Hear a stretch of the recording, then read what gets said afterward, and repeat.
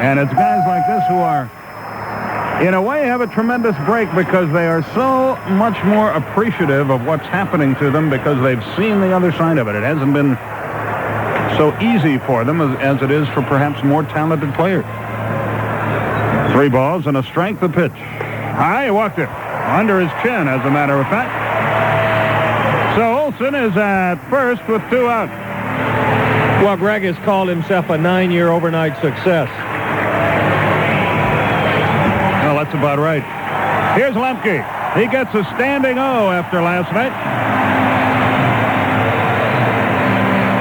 Sitting in the booth watching him when the top of the 12th ended, the inning in which he made that error, I swear he grew about 6 inches when the break got out of that inning.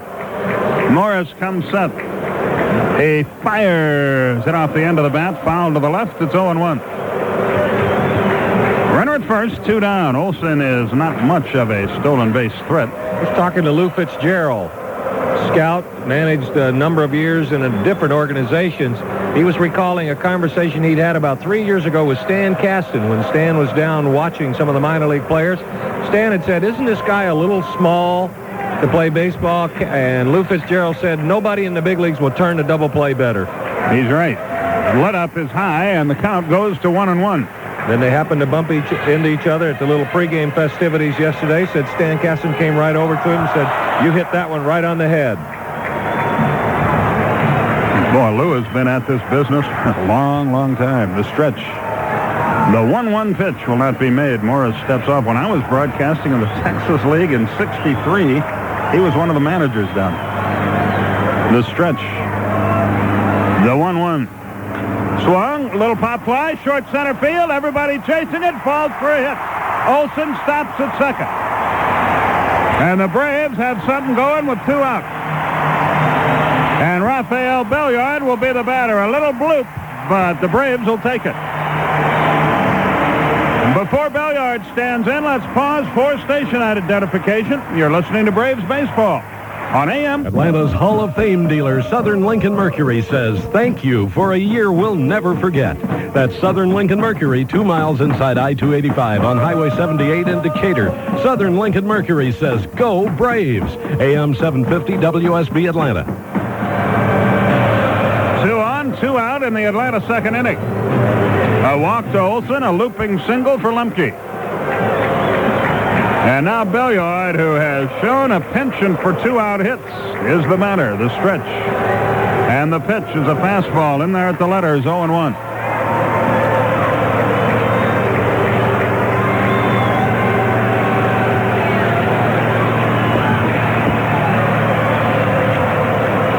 The runners lead away. Olson at second, Lemke at first. The stretch. And the 0-1 pitch, here it is. Swung, fly ball, right field. They had him played perfectly. Mack is there now in foul territory. And the inning is over. So the Braves mount a 2-out threat, but come up empty in the second. 1 hit, no runs, no errors, and 2 runners left. We've played 2 at the ballpark. In Game 4 of the World Series, it's 1-0 Twins. At Delta Airlines, we fly to more than 32 countries all around the world, which means we're often asked to explain America's national pastime to our foreign passengers. Yeah, how do you make a baseball score? By going home. Well, not by going home literally. I mean, see, home is actually a plate. Well, no, wait a minute. Hold on, let me start all over. And it's not always the easiest thing in the world to explain. When you're on defense, the object is to control the ball. But how can offense score if defense have the ball? Well, you see, they don't... It's not that simple. But these days, there's one question that's easier than ever to answer. And tell me, please, who is the best team in baseball? Oh, that's the Atlanta Braves. Delta congratulates the Atlanta Braves, champions of the National League. That's it. That's right. Now just bring your arm up and down, chop, chop, and then go boom, boom, boom, boom. No, boom. This baseball is fun, yeah. Delta, the official airline of the Atlanta Braves. The Atlanta Coca-Cola Bottling Company salutes the Braves, 1991 National League champions. Well, sure Holt started dealing, and soon became the feeling that things would start to change in just a while. But who would have thought that Clavin would have the season he's having, and down at the launching pad baseball was back in style. I'm talking Costas and Cabrera talking baseball.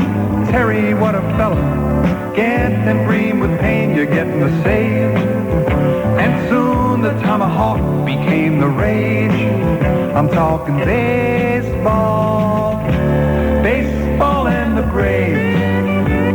Congratulations, Braves, on capturing the National League pennant. And from the Atlanta Coca-Cola Bottling Company and all of Georgia, best of luck in the series. Tomahawk this town to the title. These Braves messing up your schedule, too. I haven't slept for 4 weeks. Gary McKee, Hometown Radio Show, live tomorrow afternoon, 4 to 7 p.m. from Atlanta Stadium on AM-750 WSB. We go to the third inning here. Top of the order will be up there for the Twins. Gladden, Knobloch, and Puckett will be the first three against John Smoltz. Minnesota has the lead. It's 1-0.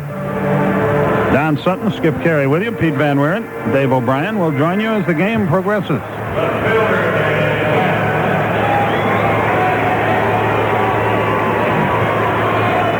Gladden stands in there. He bounced to short, hit the ball sharply his first time. Now he stands out of there. Smoltz is ready to go to work. He waits patiently for Gladden, who again, well, not yet. Now he re-enters the batter's box.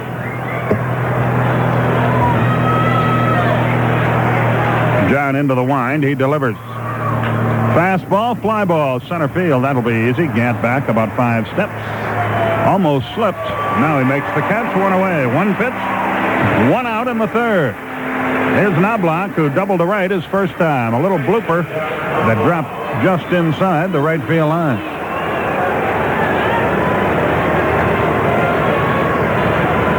This kid is one of those hitters that will drive you absolutely nuts when you're pitching. He is a real pain. You make the good pitches. You don't get him to swing and miss. I haven't seen him swing and miss but a couple of pitches in the 3 games that we played, now going on the 4th. He always manages to put the ball in play and get hits like he did last time up. The pitch to him, look out, right under his chin. 1 ball, no strikes. Smoltz left a little hallmark greeting up there. It's 1-0. That might have been a little, so you want to lean out over the plate and bloop it to right, huh? John into the wind, the 1-0 delivery. Swung on, another fly ball, center field. And back a couple steps, comes right in where he started. 2 out. And Kirby Puckett, the batter, hit the ball a long way to right field his first time, but out. The message might have been delivered. It might have been received. That was a pitch out away from Knobloch, and he didn't dive into it like he did the breaking ball last time up. So 2 are out, and Puckett stands in there. 1 out of 13 in the series. Rick Shaw, our engineer, producer, director, sound coordinator, psychiatrist, and Great American manning the controls. The pitch, curved strike, it's 0-1.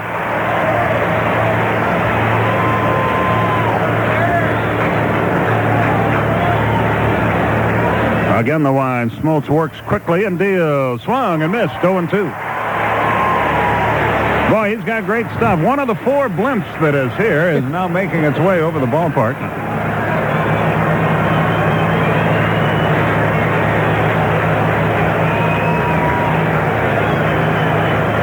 The wind by Smoltz in the 0-2 pitch.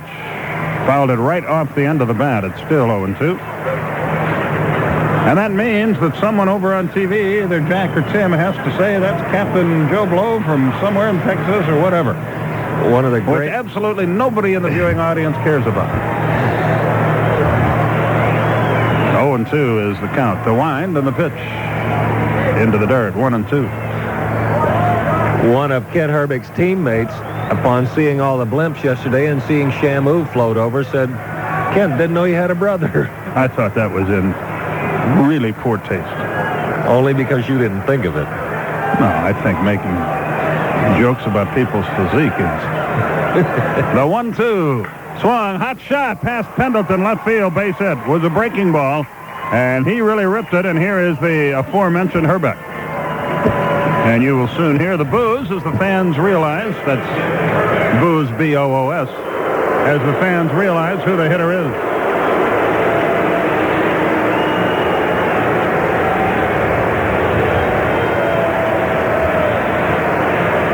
Herbeck bounced to first his first time. Runner at first, 2 down. Puckett with good speed.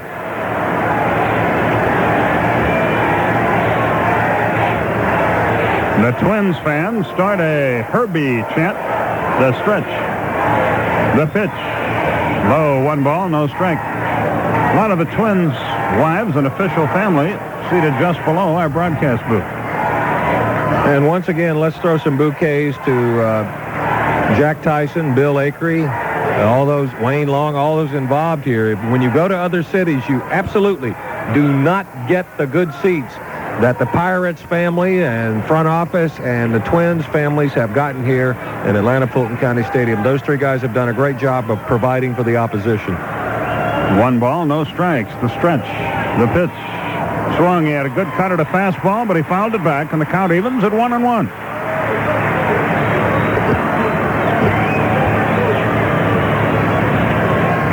So what do you think of the homer hanky? I think it's gotten, the chop is far superior. Thanks for asking. 1 ball, 1 strike. The stretch. The pitch. Curve popped up on the infield. That'll be easy. Belliard waits. He's got it. So the Twins go quietly in the 3rd. 1 hit. No runs, no errors, 1 left. At the end of 2.5, Minnesota 1, Atlanta nothing. Hey, Mel. Huh? It's your conscience. It's quitting time. Let's go. Do you mind? I'm thinking about my company's future. Well, it's too bad you're not doing something about the future. What do you mean? Future liabilities, Melvin. Don't you know that something you or your company does today could come back as a lawsuit years from now? But what can I do about it now? Well, just make sure you're with a strong insurance company. Imagine being surprised with a liability lawsuit in 15 years. The best way to protect your business in the future is to choose a strong insurance company today. That's why so many independent agents recommend the CNA insurance companies.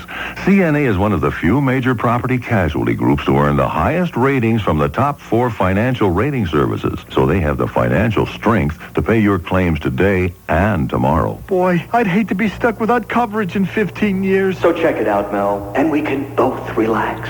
Ask your independent agent about the CNA insurance companies.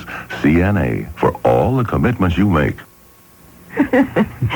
Well, yeah, how would I want it? You're a Jeep Cherokee? Yeah. As opposed to, well, the Nissan Pathfinder or Ford Explorer? Yeah. Cherokee offered more power, a choice of warranties, 4-wheel anti-lock brakes, and a reputation for dependability. And you look for that, huh? I look for it in a man. I might as well look for it in what I drive. Okay. Because with my track record, what I drive will be around a whole lot longer. I'm sure it will. Jeep Cherokee, another advantage from your Jeep and Eagle dealer. Jeep is a registered trademark of Chrysler Corporation. This is Bob Cox. Join me tomorrow morning at 7:25 for part 1 of my special series, Forests Under Pressure, here on AM-750 WSB. The 1991 World Series. The Atlanta Braves and the Minnesota Twins on AM-750 WSB. Presented in part by Jeep Cherokee and Wrangler. The CNA Insurance Companies. United Airlines. Buick and your Buick dealer on AM-750 WSB, the sports voice of the South. Braves trail at 1-0 as they come to bat in the bottom of the 3rd. John Smoltz will lead it off, and welcome back to the mic, the guy who got the Braves their first home run in the series. David, take over. All right, thank you very much. Actually, it was David Justice last night who homered. John Smoltz is going to start off this inning. Then it's Lonnie Smith and Terry Pendleton. Smoltz hit 108 during the regular year. Takes a fast one on the inside corner. 0-1 from Jack Morris, who looks exceptionally strong so far. He's allowed only a walk and a little loop single to Lemke. There's a strike on the outside corner, and it's 0-2. Morris out of St. Paul, Minnesota. So he's back home and pitching in his home state. 15-year veteran. The pitch just outside. Count runs to 1-2. A run on 4 hits for Minnesota. No runs, only 1 hit for the Braves. Smoltz facing his boyhood idol. The pitch way outside. It's 2-2. Were you a little surprised at Morris's response to that? Well, when I saw it on print, on paper, and they print out in script form everything they say in their press conferences. Here's the 2-2. Swung on and missed for strike 3. That's the second K in the book for Jack Morris. I was surprised when I read it, but then I heard and saw the tape of it, and he kind of laughed after he said, "Oh, just shut up. I don't want to hear that John Smoltz idolized me. I don't want to hear that crap." But Jack was just breaking into the major leagues. His first start for Detroit came in 1977, and Smoltz, he was 10 years old. Maybe that had something to do with it. You remember, too, he told a story about his going up to Jack Billingham when Billingham had joined the Tigers, and he said, "Jack, you know, I've really enjoyed watching you pitch. You've been one of my idols." And Billingham's response, "Oh, shut up." Yeah. 36-year-old guys don't like to hear that from 24-year-olds. Lonnie Smith swings and misses at the very first pitch. It's 0-1. Lonnie just 1 out of 11 in the World Series. Only has 7 hits now in 11 postseason games. 0 for 1 in this one. He splied to center. The 1-strike pitch, tried to hold a swing and could not. And it's 0-2. And with that forkball that Morris has done, you see a lot of half swings by the Brave hitters. Well, the key to it, and it requires a little discipline. You have to go up there with your mind made up. You're not swinging at anything down in the strike zone. The 0-2 swung on and missed. That was down in the strike zone. And the first 2 men have struck out here in the third. Because he absolutely does not throw strikes with that split-finger fastball. He throws it below the strike zone, and he gets you to chase it, much like we see Tom Glavine do when he turns that changeup down and away. So, like I said, it requires a little discipline, but the only way you're going to get him and to hit him is to get him behind in the count where he has to give you the fastball. He's struck out 3 now, and the pitch is so tantalizing because it starts out around your belt. By the time it's done dropping right through the floor, it's around your ankles. The pitch to Terry Pendleton is right through there for a strike. Morris still has a good, hard fastball to go with the split finger pitch. And he can throw that for strikes as well as a changeup. He's into the wind, and the 0-1 pitch up high. 1 ball and 1 strike. Morris, 6'3", 200 pounds, 36 years old. He won more games during the 1980s than anybody in baseball. The 1-1 home. Tried it again, but it was low, and it's 2-1. He's also the kind of pitcher, Don, who can correct his mechanics out there on the mound. We've seen him a couple of times not happy with the way he delivered a pitch, usually after throwing one high, and he comes right back and throws a strike or gets that split finger in there so the hitter has to swing at it. Well, experience teaches you not to repeat your mistakes and to learn how to correct them. He missed inside with that offering. It's 3-1. And he is now pitched long enough so that when you look at the records of the guys who are still active, he ranks in top 5 or at least top 10 of all of the great pitchers who are pitching now. He is the 4th winningest active pitcher in the major leagues. He kicks in the 3-1 to Pendleton. Hit high in the air, deep to right field. Mack is going back, looking up, and we are tied.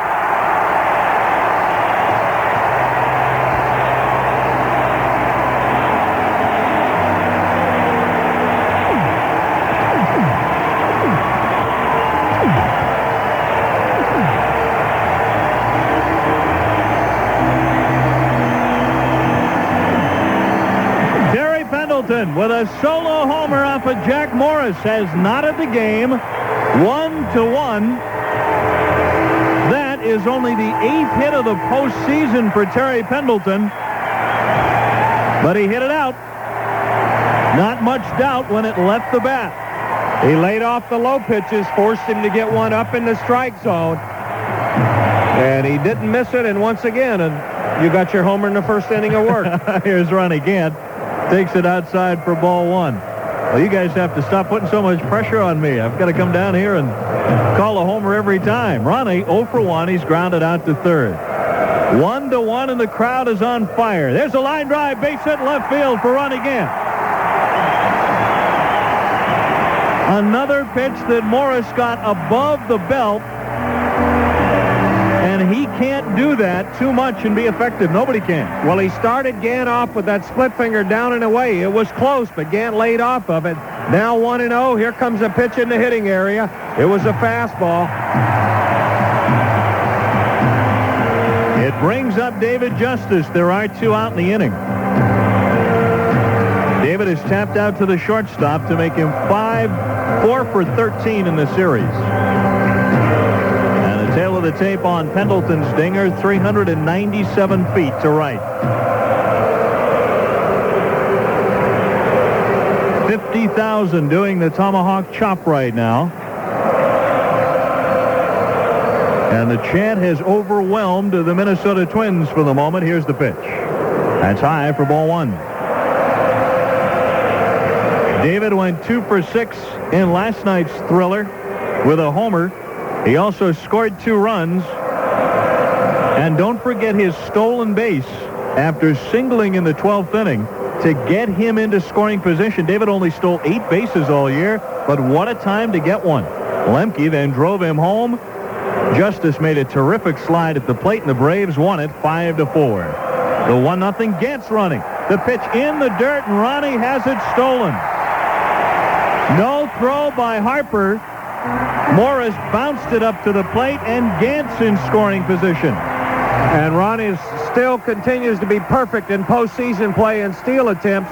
He picked the right guy. He picked the right catcher. He picked the right pitch. He had everything going for him on that. Morris, without a good move, went in the dirt with the split finger, and Harper doesn't throw well anyway. You can run on these two. That's the scouting report on this battery of Morris and Harper. Incidentally, that's stolen base number 8 of the playoffs for Ronnie Gant. A base hit will get him in and bring Atlanta the lead. It's a 1-1 tie in the third. Runner at second, 2 out in the pitch. He bounced that one up there. Gantz running. Harper won't even throw, and Gantz safe at third.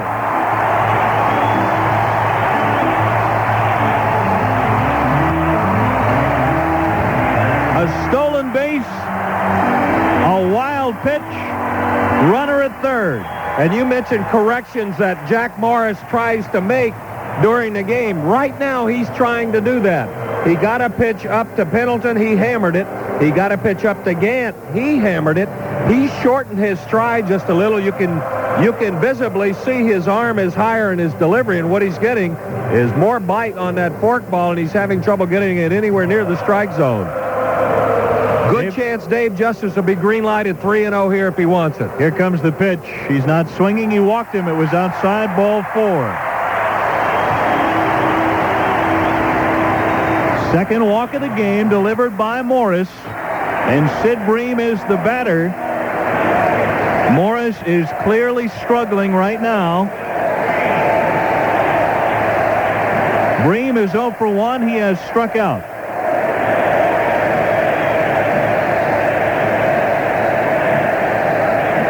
Sid 2 out of 12 in the series. During the regular year, he batted .253 with 11 homers and 45 RBIs. And had a flair for the dramatic with 2 grand slams. The Sutton pitch outside, ball 1. He started off the last 3 hitters with the split finger pitch, and he's not been able to get a strike in there. If he can't throw that, he can't win against this Braves team tonight, I don't think. He stops at the belt and fires. It's high. 2-0.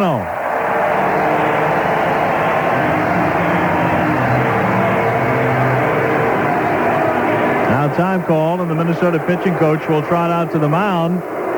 If Morris can't make his own corrections on the hill, he gets some help from the bench.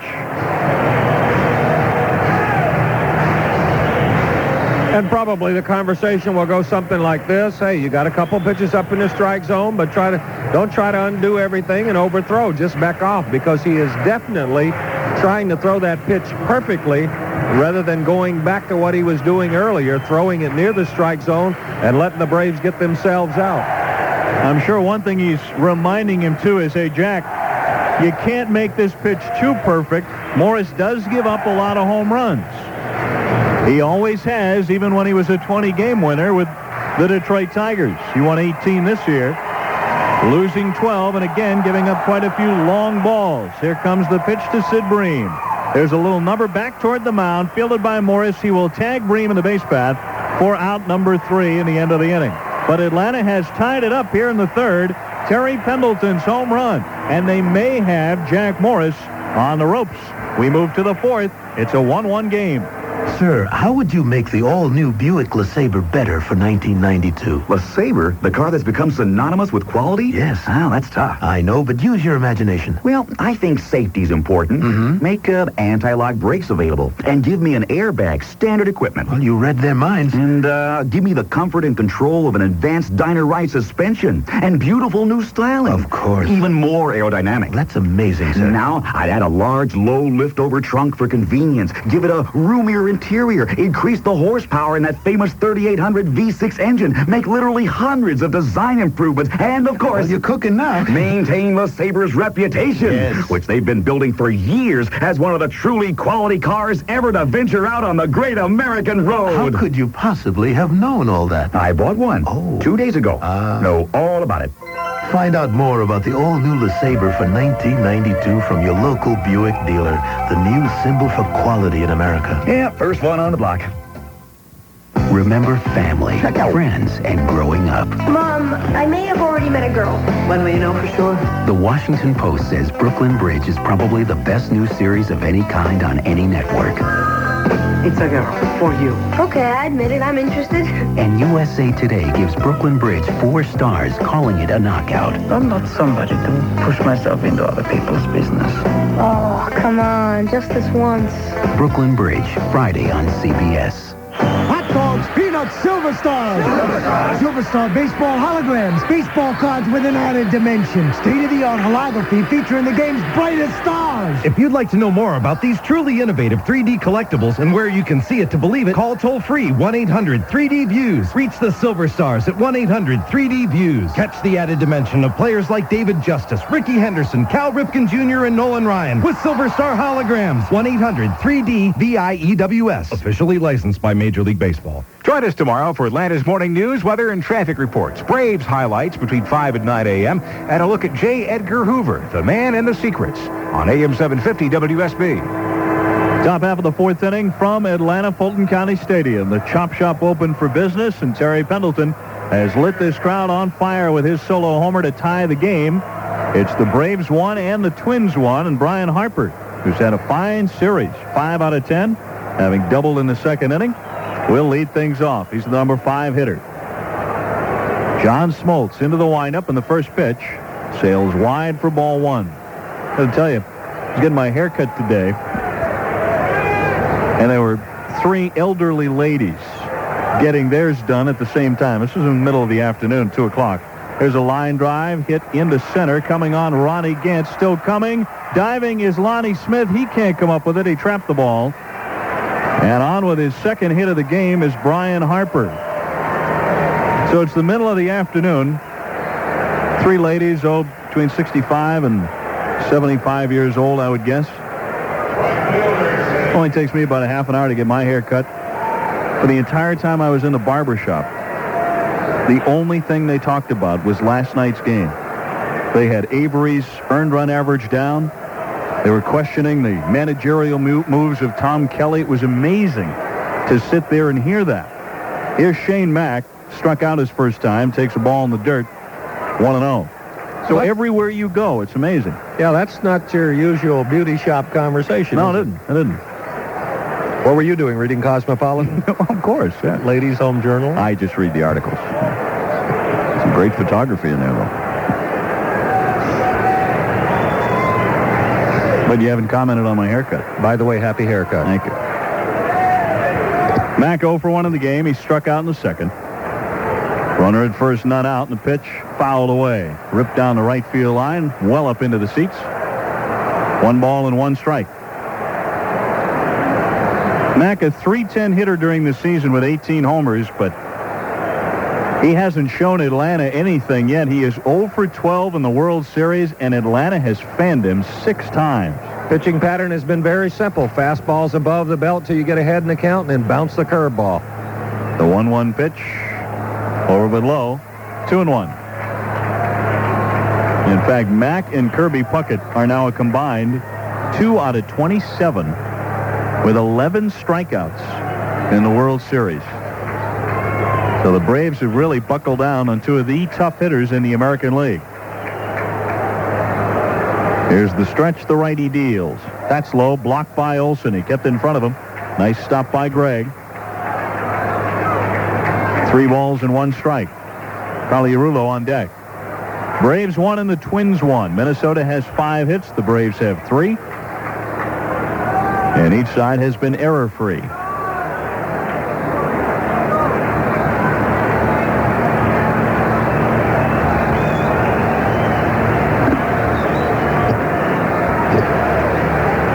The Twins have hit 6 home runs in the first 3 games of this World Series. So without a question, one key is going to be to keep everything inside the park tonight. The set in the 3-1 home.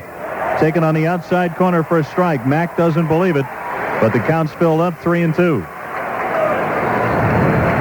Mack's got to be thinking, I put on my uniform in the morning, and I'm in an 0-2 hole, or I have 2 strikes on me in every count. Interesting situation for Tom Kelly. He has Brian Harper at first, who doesn't run that well. He has Shane Mack, who strikes out half the time. Do you start up the base runner to try to stay out of the double play and risk a double play by doing it? We'll see what he does. Smoltz sets and fires. There's a bouncing ball out to short. Might be 2. Belliard has it. The second got 1. On to first, not in time to get Mack. They got the lead out at second, 1 down. Force goes 6-4. We've got a moment. Let's pause for station identification. You're listening to Braves Baseball on AM-750 WSB. Atlanta's Hall of Fame dealer, Southern Lincoln Mercury, says thank you for a year we'll never forget. That's Southern Lincoln Mercury, 2 miles inside I-285 on Highway 78 in Decatur. Southern Lincoln Mercury says go Braves. AM-750 WSB Atlanta. Shane Mack is aboard at first, even though he's still hitless in the series, and Mike Pagliarulo stepping in now with his base hit in the second inning. He drove in a run, plating Harper, who had doubled. The first and only run so far for the visiting Twins. There's a throw over to first, and Mack gets in safely. The crowd, 50,878, a complete sellout.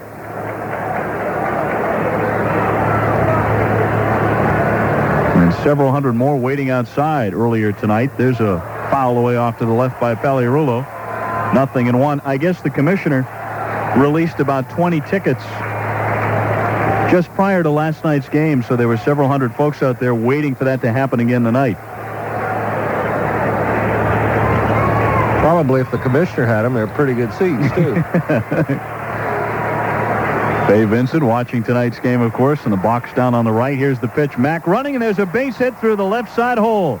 Mack rounds second. He's on his way to third. He'll hold up there, and they're on the corners with 1 out. Belliard, seeing the runner breaking to second, had left his shortstop position, and that left a gaping hole for Pagliarulo, and he fired a line drive right through there. That's a perfect execution of hit and run. It's not something you would have seen Pagliarulo do as recently as 1989 when he had trouble getting up over 200.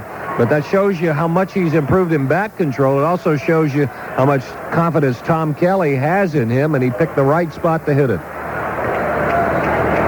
Now it's Greg Gagne digging in, 0-for-1 with a strikeout. This is the guy who really killed the Braves in Game 1 of this series in Minnesota with his 3-run homer. He's 1-for-12 in the series, and the first pitch is high for ball 1. Gagne hit .265 during the season. He's got a little bit of power, hit 8 home runs. But nobody expected him to hit that home run in the first game. They lead from first and third with 1 away. And the pitch, a little bit high, 2-0. If you track John Smoltz's year and each start, you'll find that the 2 most troublesome innings for John Smoltz have been the first inning, till he gets on track, then he settles down, and the inning immediately after the Braves score. For some reason, and he went through a stretch in late August and September where he had eliminated that bugaboo, but it seems like for some reason, the inning after the Braves give him a run to play with, tie the score, he has a little bit of a problem getting ahead in the count. I wonder if that's just a case of John relaxing once the Braves get on the scoreboard and not concentrating for that inning quite so hard. Here comes the 2-0 pitch. Foul back to the screen. 2 balls and 1 strike to Gagne. He was 0-for-5 last night, and in the process had a 6-game playoff hit streak broken. going back to 87 when the Twins won the whole thing. If you're scared of giving up a number of runs, John's in a situation with one out right here where he doesn't have to throw Gagne strikes. The reason he has Jack Morris on deck, so if he's afraid getting behind an account, I don't want to come through there. But he can pitch around Gagne. The 2-1 home. Oh, they tried to squeeze, and he missed it. Olson's got him nailed, tags out Mack halfway down the third base line. Down to second goes Pagliarulo, but there are 2 out now. And how about that? Gagne tried to lay down the squeeze bunt and missed it. And just like we saw in the National League Championship Series, Don, when the Braves tried it, the runner is a dead duck. And the thinking on that is, I have Jack Morris coming up next. I need to get at least 1 run out of this situation. That's what Tom Kelly was thinking. I need to get 1 run out because when Morris gets in there, I know I'm not going to get a hit out of him. And that thinking caused him to take the chance. Gagne had an impossible pitch to bunt, just like Tom Glavine did back in the NLCS. Same type of play, same type of pitch. A brutal off-speed delivery outside. Here's the pitch. Foul back. Still 2-2 on Gagne. We'll see if it comes back to haunt the Minnesota Twins. There have been so many one-run games the Braves have been involved in. Atlanta has played 10 playoff games. This is number 11. 6 of the first 10 have been one-run ball games. This one's tied 1-1. Here's the 2-2. Swung on and missed, strike 3. Dropped by Olson. He'll throw him out at first, and that's it. A strikeout for Gagne ends it. The squeeze bunt failed. They had 2 men on base and could not score anybody. Through 3.5 in Atlanta, it's still the Braves 1 and the Twins 1. Hi, everybody. I'm Jim Hunter with the United Airlines City Salute. Denver, Colorado, home of Mile High Stadium, the U.S. Mint, the Brown Palace Hotel, the Buckhorn Exchange, the Center for Performing Arts, the Museum of Natural History, Civic Center Park, and the future home of baseball's Colorado Rockies. United Airlines, proud to be the official airline of Major League Baseball. Come fly the airline that's uniting the world. Come fly the friendly skies.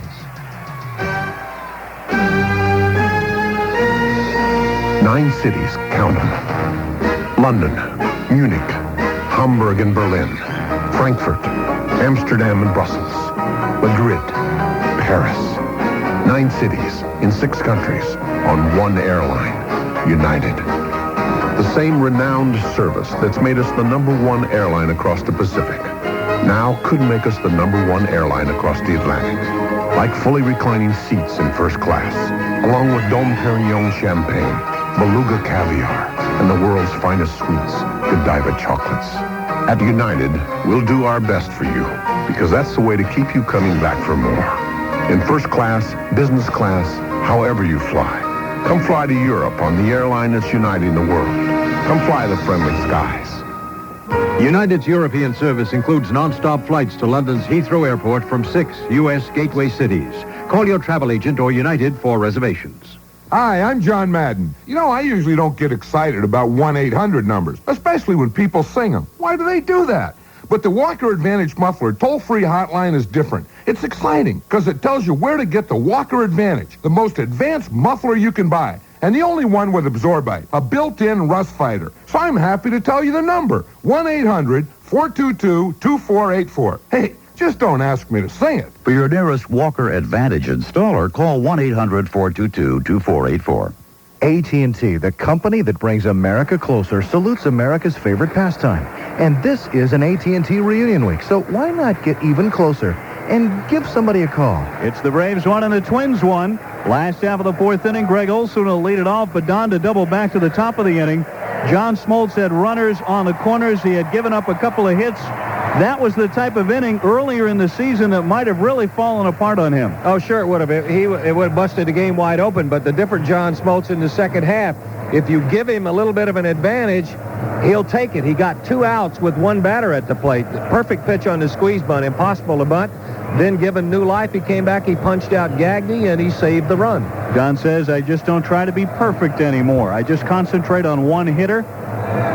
I don't let the hitter beat me before I pitch to him. Olson will lead it off. He drew a walk in the second inning. Greg 3 for 10 in his first World Series. And the pitch for Morris. He checked his swing, but it was in for a strike. 0-1. Jack Morris has never lost a World Series game in '84 pitching for Detroit. He was 2-0 against the Padres in the Fall Classic. This pitch high, 1 ball, 1 strike. And he's 6-1 in career playoff games. So this is a tough customer. Braves appeared to have him against the ropes in the third inning. The 1-1 pitch. A strike. 1-2. Terry Pendleton's home run. A solo blast in the third, coming with 2 men out. The lone Braves run so far. The pitch, a strike on the inside corner, called on Greg Olson, and he is punched out by home plate umpire Terry Tata to start the Atlanta fourth. That'll bring up Mark Lemke, and we have one of the brightest full moons I think I've ever seen. I don't even know if we need lights here tonight. Great big full moon and a beautiful evening in Atlanta. It's just gorgeous, perfect temperatures in the middle 60s. And the pitch to Lemke. A strike inside half, 0-1.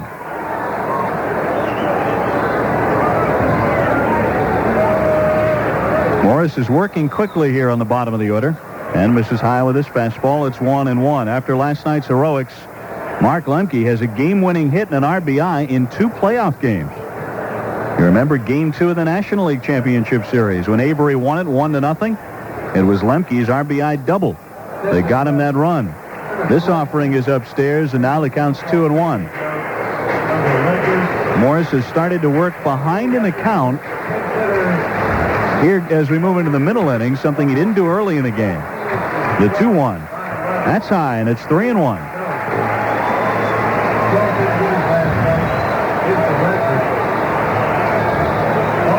Rafael Belliard, the on-deck hitter. 1 man is out. And the 3-1 home. Taken all the way for a strike at the belt. 3-2.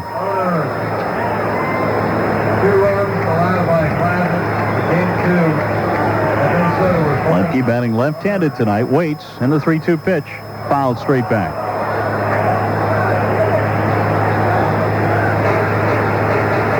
We'll be on the air at 8:03 tomorrow night when Tom Glavine takes on Scott Tapani. Game number 5 of the World Series and the final home game of the year for the Atlanta Braves. Morris kicks and deals. There's a line drive, base hit into center field. He really spanked it, and it gets by Puckett. It rolls all the way to the fence. He goes back to get it, and Lemke will hold at second base. Misplayed by Kirby Puckett. He'll probably be charged with an error. Although Lemke really drilled that line drive, it was rolling hard. When it got into the gap, they're going to give him a double. And from Mark Lemke, he'll take it. Good hitting by Lemke. He did what we've been talking about. He took all of Morris's pitches that were down, ran the count to his favor. 3-1. Morris made a good pitch on him, but 3-2, he had to throw a strike. Got it up in the strike zone, and Lemke didn't miss it. But Puckett did, and he's fortunate not to be charged with an error. And Mark Lemke says it's good to get the hometown scoring. Here's Rafael Belliard, who's flied out to right. He's 0 for 1. And the pitch, there's a looper down the left field line. Gladden is coming in, though. He's there and makes the catch for out number 2.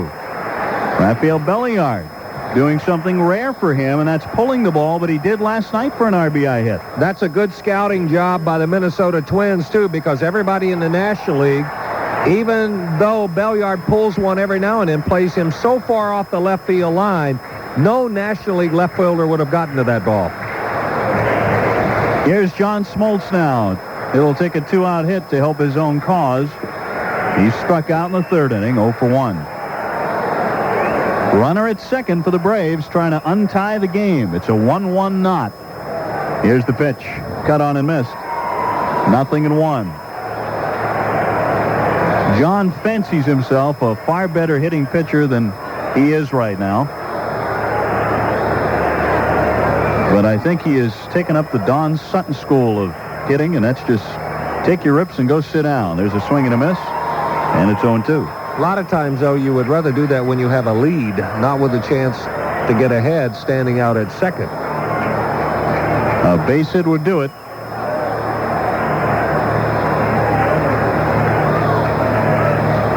John 0 for 1 in the series. He waits. The set by Morris in the 0-2 pitch. There's a number to the right side coming in. Knobloch. Fields throws on the run and gets him. And the inning is over. The Braves leave their 5th base runner of the night. Mark Lemke stranded in scoring position. We move on to the 5th at the launching pad. It's the Braves 1 and the Twins 1.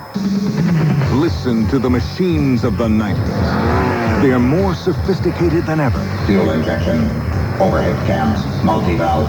Fact is, the closer tolerance design of today's car engines demands high-tech protection. They rev higher and run hotter, creating greater stress and harmful deposits. Space-age alloys, variable valve timing. Will your motor oil meet the challenge? It will, if it's Kendall. Nothing protects a high-tech engine against heat, stress, and wear better than Kendall motor oil. Listen to your high-tech engine. Intercoolers, turbochargers. Your engine is demanding the high-tech protection of Kendall. To maximize the life of your engine and the performance of your car, pour in the protection of Kendall motor oil. Now, you can pour in the protection with Kendall motor oil at Chambly Tire, Barranco Pontiac, Conyers Honda, Rhodes Auto Supply, and Nash Chevrolet in the greater Atlanta area. Winn-Dixie, America's supermarket, is proud to sponsor the Atlanta Braves, America's team. It's a great combination. America's favorite pastime and America's favorite supermarket. And Winn-Dixie's also proud to bring you low prices nobody can beat.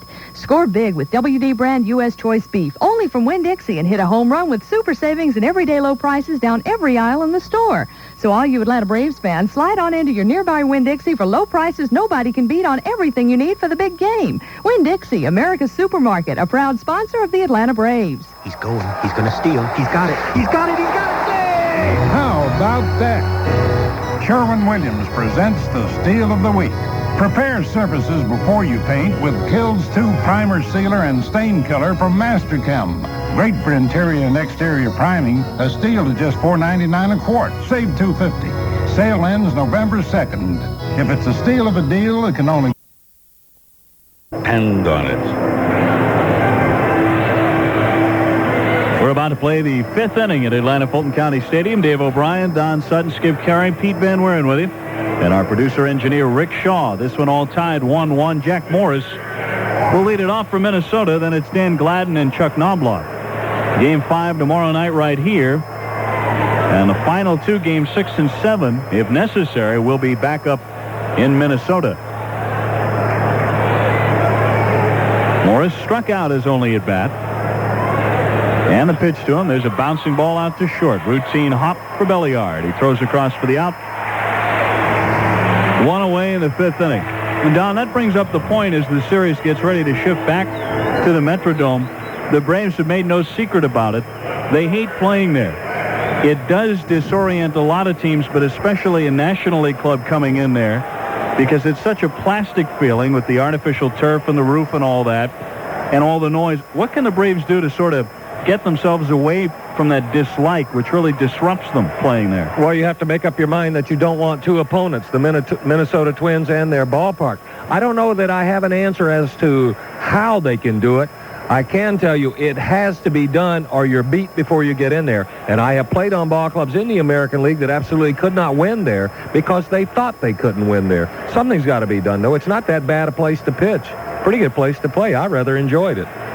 Here's Dan Gladden, who's 0 for 2. The pitch to him is right down the middle for called strike 1. It's like any other job, Dave. The work conditions are not always going to be ideal, but you do have to go to work. I have one solution. Here's the pitch. There's a fly ball hit to center. Straight away, Gantz in his tracks and puts it away. There are 2 down. My solution is pitch Steve Avery. I don't think it'll make any difference to the kid where he throws. No, as long as there's a training table for him to sleep on just prior to his start and some shaving cream to put into somebody's underwear afterwards. That's all he needs. That's all he needs. Very simple. He's a happy camper. And then, of course, Avery would be going once the Braves get up there. Here's Chuck Knobloch, who has doubled and flied out to center. A double in the first inning for Knobloch, his 12th in the postseason, which ties a rookie record. So he's gone 2 base happy since getting into the postseason. This guy, good-looking young player. Takes ball 1 high from Smoltz. 2 down, the bases are empty. During the regular season, he hit .281. This is his first year in the majors. A homer and 50 RBIs and stole 25 bases. Plays a good second base, too. Takes a strike at the knees to even the count at 1 ball and 1 strike. I love the story about when he was getting ready to sign. He said, if I hit .285, I want to go to Major League camp next year. The kick and the 1-1 pitch, sliced foul to the right. As a matter of fact, I think one of his negotiating ploys was he demanded to be taken to Major League camp the second year. Andy MacPhail said, you hit .285, you're going to. His father said, make him hit .300 to do it. And he did. He had a 20-game hitting streak in September. So he will hit .300 eventually. And he might do it every year. He only struck out 40 times all season long. The 1-2 pitch. Almost offered at it, but took it outside, and it's 2-2. Well, he has 3 things going for him. Number 1, he has a good idea of the strike zone already. And number 2, he bends over at the plate, which gives him a smaller strike zone for you to throw to. And he has a short, compact swing. You never see him take a big, exaggerated cut. The line and a 2-2 home. Swung on and missed. He struck him out. There's the story. Knobloch fans. John Smoltz continues his good work. And he shuts him down 1-2-3. We have now played 4.5 in Atlanta. Still tied 1-1. So you love the new place, but it doesn't come with appliances. Well, no problem.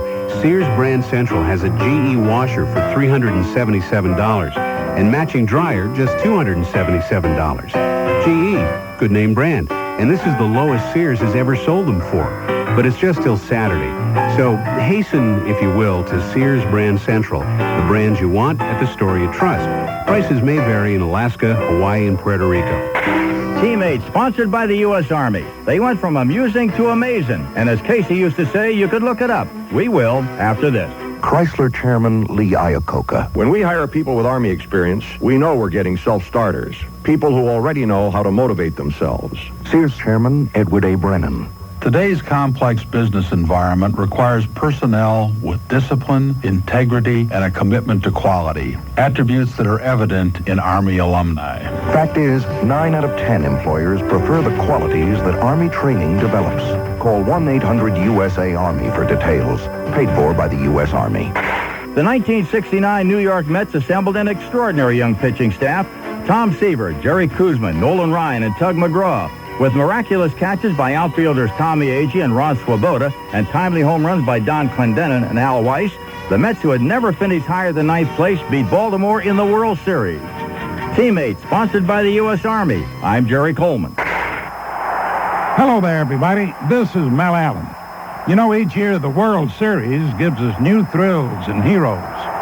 Now, to order the 1991 World Series home video for $19.95 plus $4 shipping, just call 1-800-537-8900. Visa or MasterCard orders only. That's 1-800-537-8900. A message from Major League Baseball. Live from Atlanta Stadium, Hometown Radio Show with Gary McKee and a gang back here tomorrow, 4 to 7 p.m. on AM-750 WSB.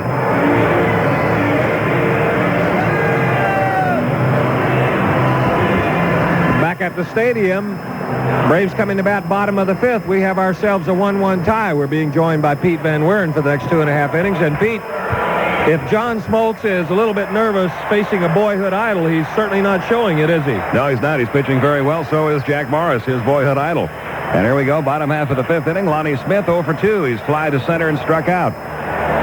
Awaiting the first pitch from Morris. And it's taken low, ball 1. 1 run, 6 hits for Minnesota. 1 run, 4 hits for Atlanta. Bottom half of inning 5. Here's the 1-0 pitch.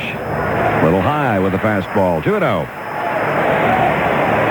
You know, the scouting report on Morris is to lay off of the first pitch, the layoff of the low stuff. Must be hard for Lonnie, who has really liked to jump on that first pitch the second half of the season. Now a 2-0 pitch to him, and that's low and away. Ball 3, 3-0. Lonnie just 1 for 12 in this World Series. Had one hit, a home run.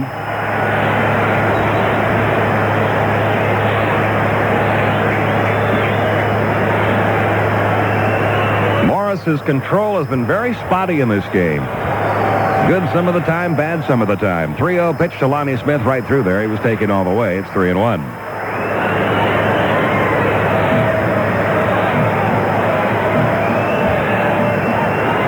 This will be his 70th pitch. He's only thrown 38 strikes. Here's the 3-1 delivery, and Lonnie swings, lines one into left field. He's going to fall for a base hit. Gladden over quickly. Lonnie takes the turn at first and will hold on there with a leadoff single to start the bottom half of the 5th inning. First time tonight the Braves have gotten their leadoff man on base.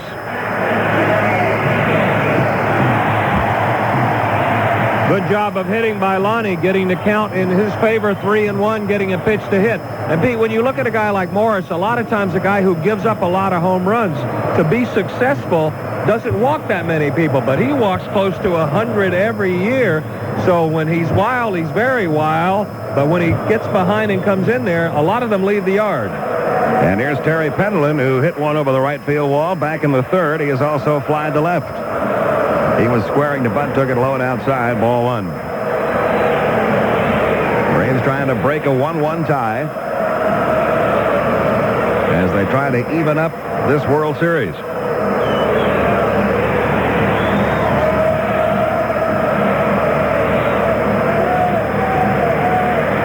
Over at first, Lonnie Smith getting his lead. Herbeck holding him. The look over by Morris. And a pitch on the way to Pendleton. He squares again and takes it low again. 2-0.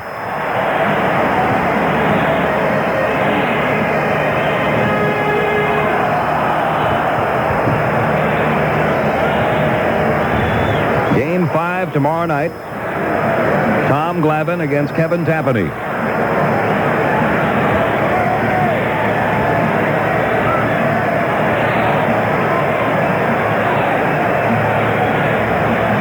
Again, the look toward first by Morris. The 2-0 with the runner going. Taken low. The throw down. Bad throw. In safely, Lonnie Smith with a stolen base.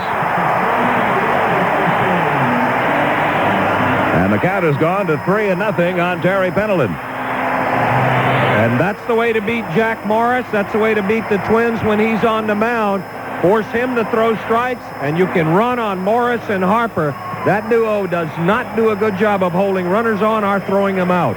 Harper, in fact, only threw out 18% of attempted stealers during the regular season. And now the Braves in a pretty good situation here. Runner at second base, nobody out. A count of 3-0 on Pendleton. Do you let Pendleton swing 3-0? I would. The pitch on the way. Got a fastball. Line drive, center field deep. Kirby Puckett drifting back. It's over his head, bouncing off the wall. Lonnie Smith heading for third. They're going to wave him. Here comes the relay throw home. It is going to be, a massive collision at home plate, but Harper held on. Lonnie Smith is out. All the way around to third goes Terry Pendleton. Jimmy Williams gambled there. Lonnie Smith was holding near the bag at second, thinking the ball was going to be caught. A terrific collision at home between Lonnie Smith and Brian Harper, and how Harper held on, I'll never know. I have no idea. Lonnie went back to tag because he thought it was going to be caught. As he hit third, even before he hit third, second baseman had the ball. Lonnie chugging toward the plate, saw that Harper had it beforehand, went up one side and down the other, but Harper held on to it. He was out from here to there. I'm glad they're both okay. Pendleton moved around to third on the throw. He's given credit for a double, so Terry's bat coming to life tonight. A home run and a double now for Pendleton. That's 6 hits now, allowed by Morris. And with the runner at third and one out, Ronnie Gant will be the hitter. Tom Kelly is out on the mound. Talking to Morris. No activity in the Twins bullpen.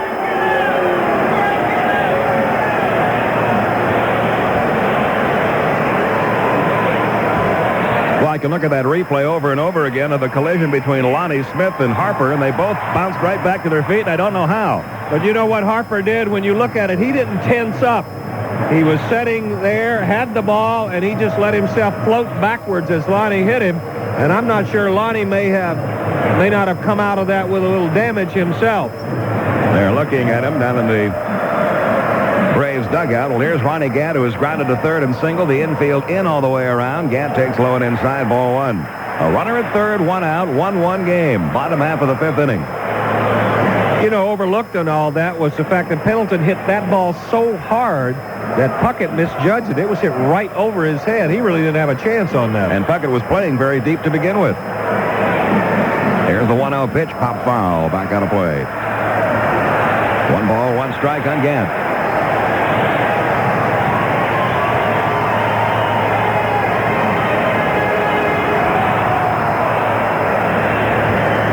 Gant now 5 out of 16 in the World Series, with 8 stolen bases in postseason play, including 1 tonight. From the windup, the 1-1 on the way. Almost hit him with an inside fastball. 2-1.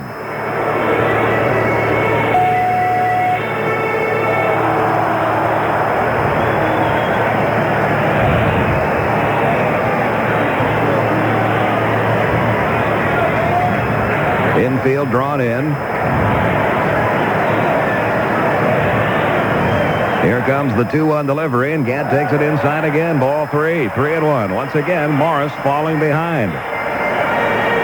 Morris did something very unusual right there, too, Pete. He looked over at the on-deck circle, just like a reminder to see who's there. The question he's asking himself is, do I want to challenge him with a strike, or do I want to see if he'll go fishing for something out of the strike zone? 3 balls, 1 strike, 1 out. And the 3-1 pitch on the way. It's high, ball 4. That's the third walk given up by Jack Morris. Runners are now at first and third with 1 out. Before David Justice bats, let's pause for station identification. You're listening to Braves Baseball on AM-750 WSB. Kofor Brothers in Tucker salutes the miraculous Atlanta Braves. Go Braves! AM-750 WSB, Atlanta's news, weather, and traffic station. First and third, 1 out. Here's Justice, who grounded out to short in the second, drew a walk in the third. The infield is going to play in at the corners, double play depth at second and short. And time called. Harper out to the mound to meet with Morris. Another scoring opportunity for Atlanta. The Braves left 2 men on base in the second. They left 2 men on base in the third. They left a runner down at second in the fourth. Now they have 2 more men on. First and third, the Tomahawks are out. They're gambling on a double play on a guy who is a fly ball hitter. Justice only hit into 4 all year long. The stretch by Morris. The pitch on the way to Justice. He swings and hits 1 foul over by the Braves dugout. The count 0-1. Now bullpen activity. Terry Leach up in the Minnesota Twins bullpen. They ran through their entire bullpen last night.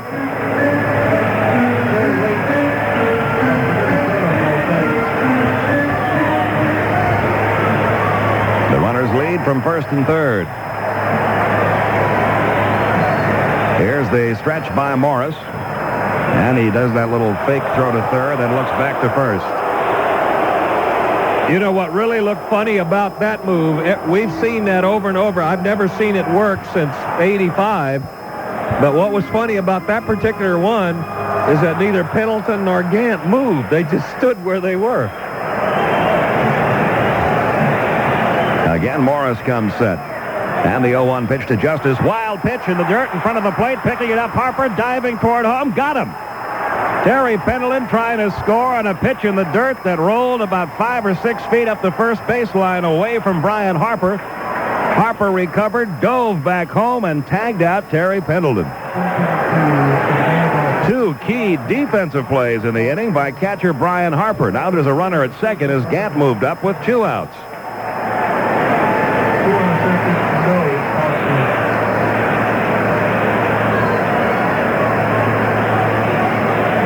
It is rare to see 2 runners put out at home plate for the first 2 outs in an inning, but that's what's happened here. Well, how many innings will you see where you've had a double, So you've had a single, a stolen base, a double, and a walk, and 2 outs. And nobody's scored. The count, 1 ball, 1 strike on Justice. Gant, the runner at second, he went there on the throw home, or on the play at home, rather. Here's the pitch to Justice, taken low. 2-1 the count. He does not get credit for a stolen base, nor is a wild pitch charge there, because they did get the out. 2-1 the count now on Justice.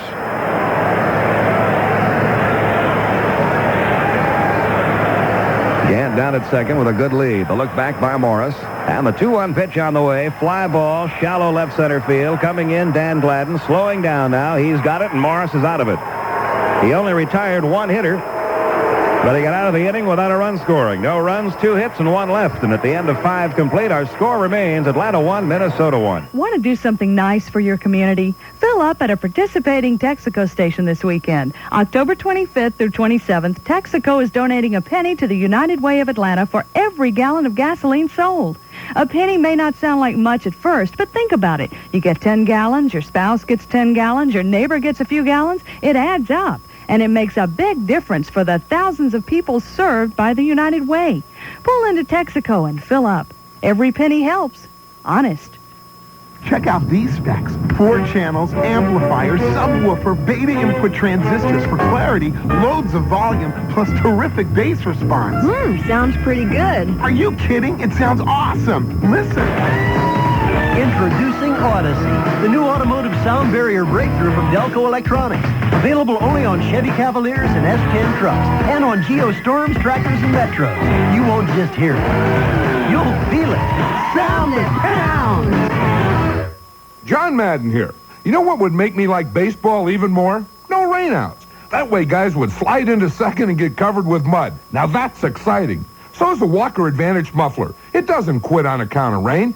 It's the only muffler with Absorbite, a built-in rust fighter. Heck, the Walker Advantage is the most advanced muffler you can buy. So it keeps on performing, even in the snow. Hey, there's an idea.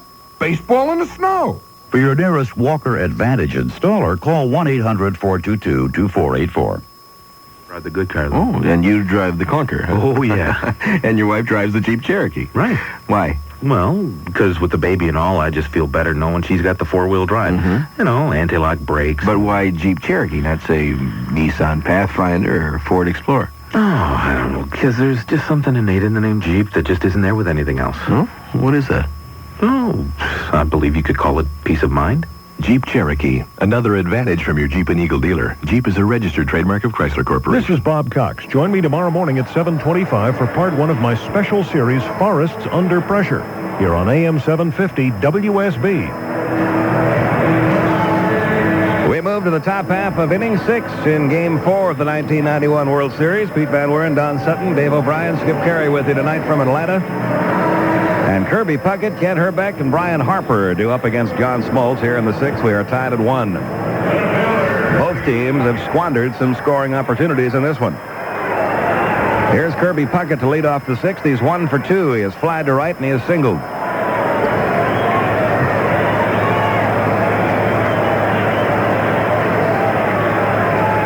The wind by Smoltz, the pitch on the way. Swing and a miss, 0-1 the count on Kirby Puckett. He does not get cheated at the plate.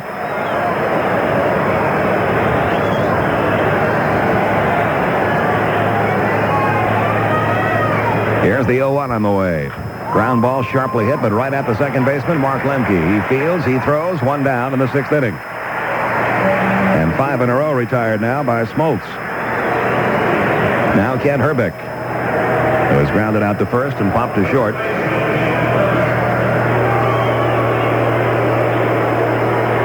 One of the great signs out here tonight says, are the Twins for real, or is Herbeck pulling our leg? One of the more creative ones we've seen.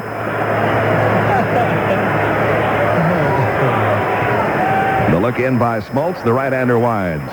And the pitch on the way to Herbeck. He checks the swing, hits one foul down the third base side. Ron Gardenhire, the third base coach for the Twins, makes the play. It's 0-1.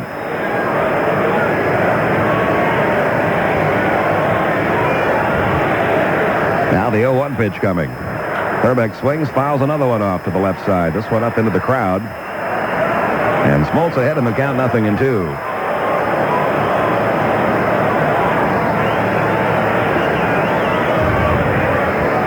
1-1 game, each team with 6 hits.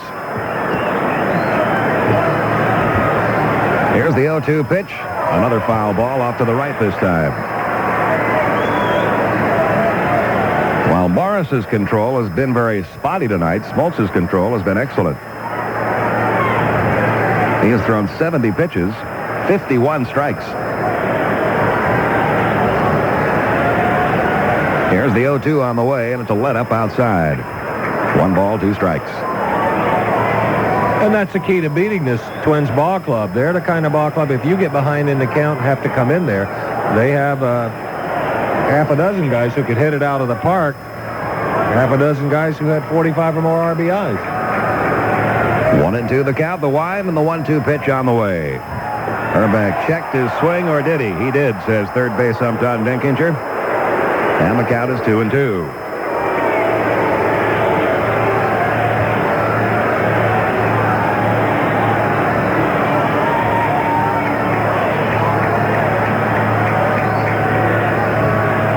A 2-2 pitch on the way, hit foul down the right side this time.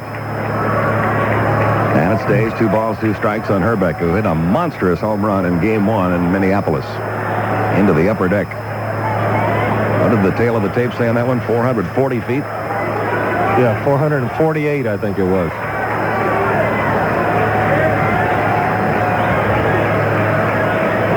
Here's the 2-2 on the way. Started to go, checked his swing again. The pitch just missed low and inside. And it's full now, 3-2 on Kent Herbeck. Tough spot for a pitcher. Tough to maintain your concentration and come back and make 3 out pitches on a hitter, because John Smoltz has made 2 pitches he should have gotten outs with. And the 3-2 on the way. Fastball hit on 2 hops out to second. Lemke fields, falls down, now recovers back to his feet and throws on to first in time. Lemke made that play about a step back in the outfield grass, lost his footing for a moment, but quickly got back to 1 foot on 1 knee and throws out Herbeck for out number 2. A speedier base runner beats that one out. He beats it out. That's one of those times when you're glad there's a 260-pounder running. And as has happened every time he's come off the field here, he has his own little fan club of sorts behind their dugout. Now Brian Harper, 2 for 2 in the game, a double and a single. Takes low and away, ball 1. John Smoltz looks like he is getting as good a leverage as I've seen him have all year. His momentum on his follow-through is carrying him over toward the first baseline. That's a little unusual, but that's a good sign. Here's the 1-0, and Harper takes another one downstairs. 2-0. Harper having an excellent World Series. He is now 6 for 11. Made those 2 good defensive plays at the plate in the bottom half of inning 5. Now a 2-0 pitch on the way. Swing and a miss and a high fastball. 2-1. That was originally the kind of cuts he would take, Pete, as he was a young ball player. Chase that high fastball, try to yank it out of the park. He's gone back to being a little bit more of an inside-out hitter, but every now and then he likes to cut loose on it. Here's the 2-1 pitch. Ground ball out to short. Belliard from deep short throws on to first. It is in time. That gets Harper. And it's a 1-2-3 inning for Smoltz. He's retired 7 straight. Nothing doing for the Twins in the 6th after 5.5 in Game 4. Still tied. Braves 1, Twins 1. State Farm sells life insurance. In fact, State Farm has been protecting hopes and dreams for families for over 60 years. And a State Farm agent is there today with the life insurance value your family is looking for. You see, the cost of State Farm life insurance is among the lowest in the industry. So you get an outstanding value from a company with a long history of financial stability. Isn't that what you want in a life insurance plan? State Farm sells life insurance. This is Daniel Pinkwater. My neighbor Roy is the most cautious shopper on earth. So you can imagine my surprise when Mr. Rational told me his reason for getting his car serviced by a Ford and Lincoln Mercury dealer. They've got ESP, he says. ESP is an extrasensory perception, I ask? No, ESP is a genuine Ford extended service plan. I never have to pay more than $50 for a covered repair, including major ones. How logical, Roy. Ford and Lincoln Mercury, quality care. It may be your car, but it's still our baby. My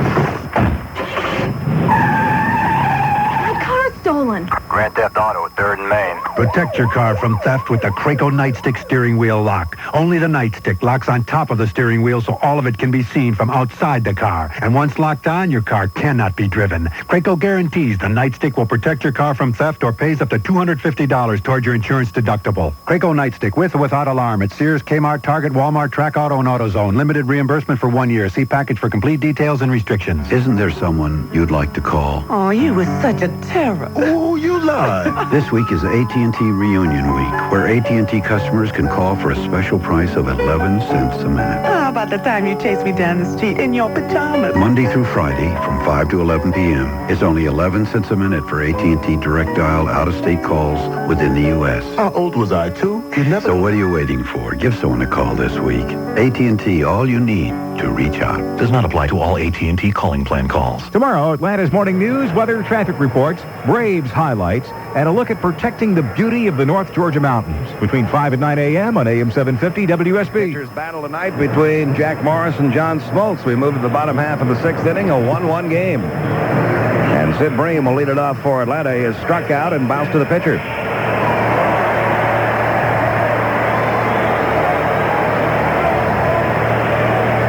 The wind by Morris and the pitch to Bream. He swings and fouls one straight back. It's 0-1.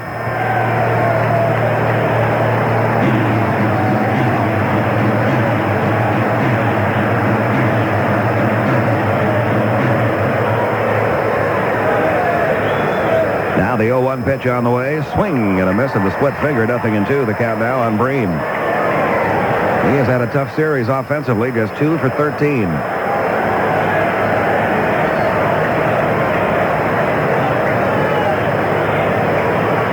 Greg Olson will follow, then Mark Lemke.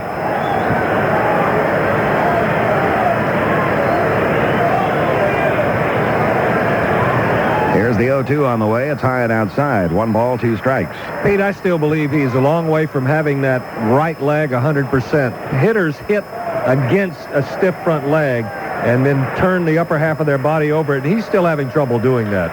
The 1-2, a little fly ball out to left field. Dan Gladden coming in and toward the line makes the catch. If you look at the Braves' offensive production in this World Series, the middle of the order, Gadd, Justice, and Bream, hasn't done much. Only 3 RBIs between them. The 6, 7, and 8 spots have 4 RBIs between them. And here is the number 6 hitter, Greg Olson, who has walked and struck out.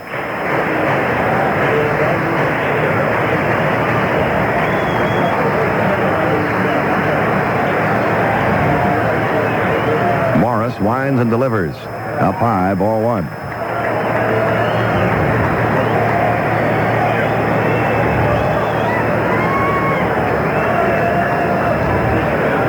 Now the 1-0 on the way. High and inside, ball 2, 2-0.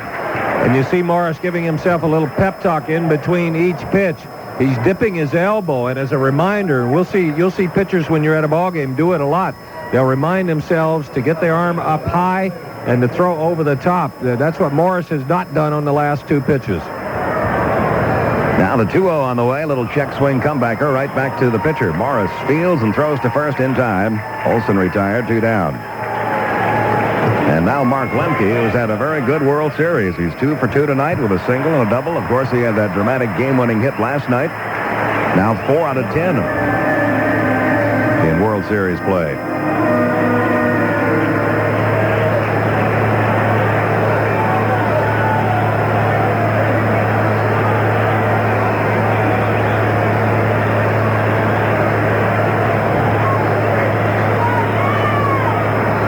Winds and delivers. Inside corner for a strike, 0-1.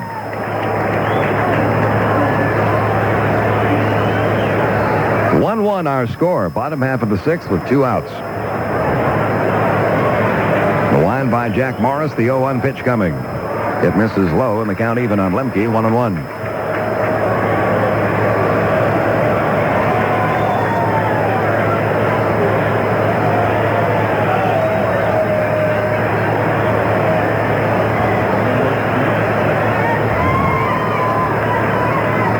Here comes the 1-1 delivery. Lemke swings, sends a fly ball deep to center field, but Kirby Puckett's going to get to it, shy of the warning track for out number 3.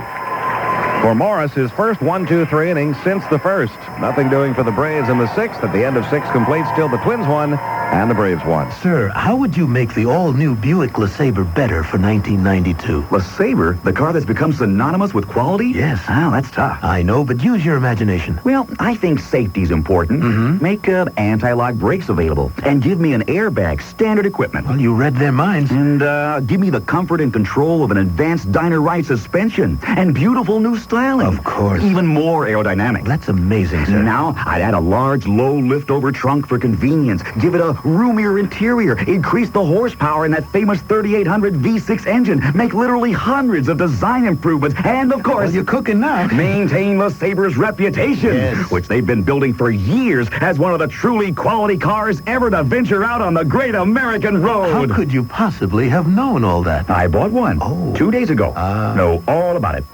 Find out more about the all-new LeSabre for 1992 from your local Buick dealer, the new symbol for quality in America. Yeah, first one on the block.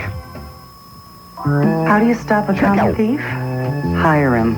I am a thief, perhaps, but not common. Exceptional. And the condition of your parole is this job.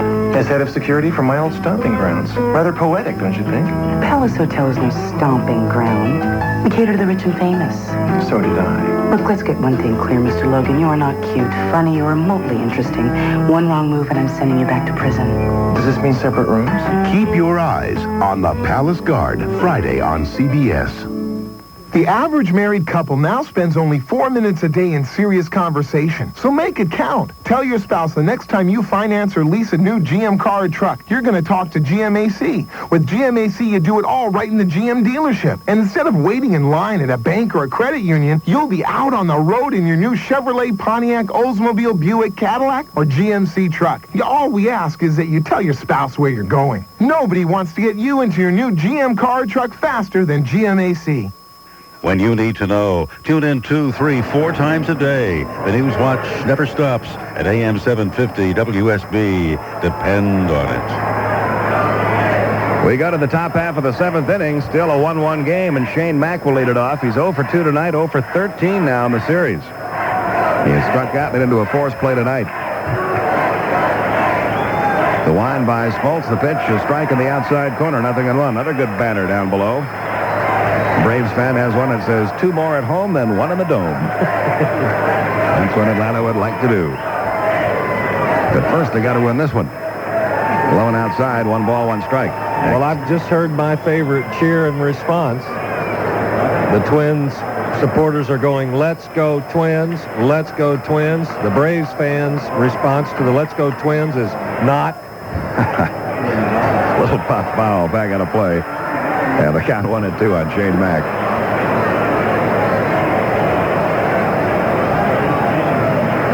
So you'll be a Twins fan, and I'll be a Braves fan, and we'll show the fans what's happening. Let's go Twins. Not. Let's go Twins. Not. Here's the 1-2 on the way now. High, 2-2. I think anybody with teenagers will understand that one. Carl Willis, a right-hander, up now in the Minnesota Twins bullpen.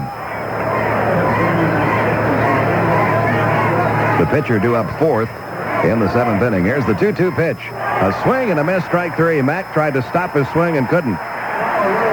And that's a half dozen strikeouts for John Smoltz. And for Shane Mack, the second time he has struck out tonight. The 7th time he has struck out in this World Series. Willie Wilson, the record holder, with 12 strikeouts in a World Series. And he is as confused a hitter as you will see at the plate. He absolutely has no idea. Smoltz has worked him up the ladder, as have the Braves pitchers with the fastball. Then he takes swings at that, and they drop the curveballs down and low. So he is really having trouble figuring out the pitching pattern. Mike Pagliarulo, 2 for 2. Pair of singles. He's driven in. The Minnesota run takes the first pitch low, ball 1. 1 run, 6 hits, no errors for the Twins. 1-6-0 for Atlanta. The wind by Smoltz, the 1-0 pitch coming. Swing and a miss at a breaking ball. 1 ball, 1 strike. The Twins have left 4 men on base. Braves have left 6 men on.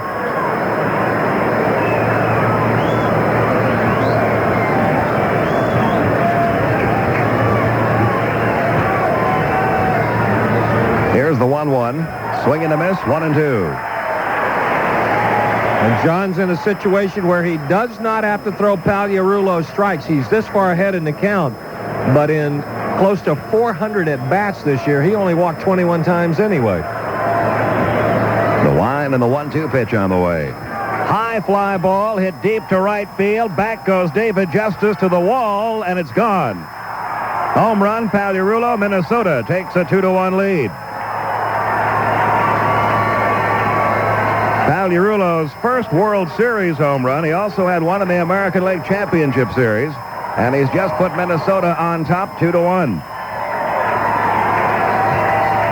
He has driven in both Twins runs tonight.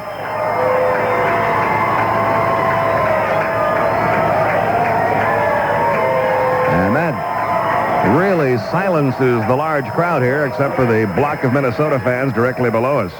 Now Greg Gagne, who has struck out twice.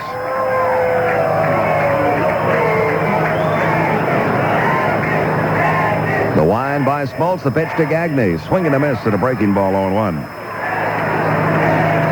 Hit number 7 off of Smoltz. The third by Pagliarulo tonight, and this one went the distance. Here's the 0-1 pitch. Foul back. Gagne behind in the count, 0-2. It's just a matter of not knowing how to use the count. A ball and 2 strikes with a guy who is not going to walk. There's no reason in the world to have thrown anything anywhere near the strike zone. That was the only fastball he had seen, and it was belt high inner half.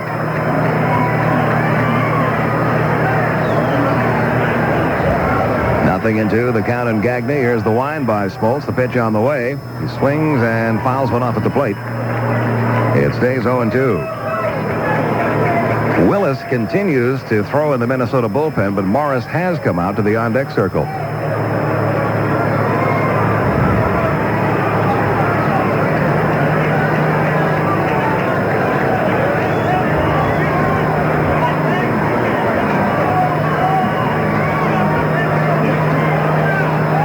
Smoltz shook off a couple of signs. Now he's got the one he wants, and the 0-2 pitch on the way. Swung on and missed, strike 3. Ball dropped by Olson. Picks it up, throws on to first in time. And that's the 7th strikeout of the game for Smoltz. It's out number 2 here in the top half of the 7th inning. And now let's see, will Morris hit for himself or not? He will not. He's going back. And Gene Larkin will come out to pinch hit for Morris.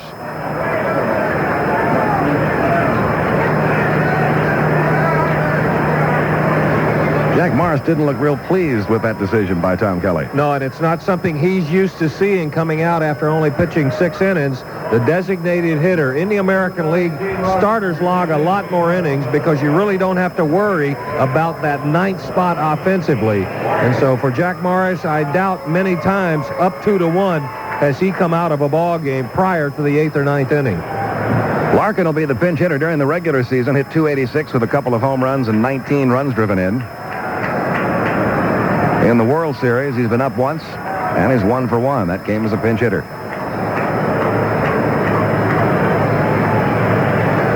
So it'll be Carl Willis taking over in the bottom half of the 7th inning. He'll try to get into the 9th when they can go to Rick Aguilera, if they can maintain the 1-run lead.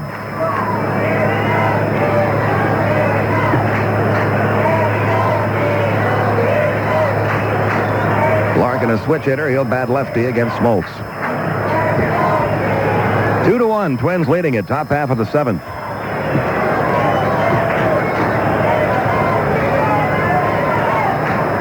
Smoltz into the windup, the pitch on the way, and it's taken for a strike in the outside corner, 0-1. 1 run is on, 3 hits on ball, 4 strikeouts, 1 wild pitch, 1 home run. Here's the 0-1 on the way, and that's taken high for a ball. 1 ball, 1 strike. 34 balls, 51 strikes.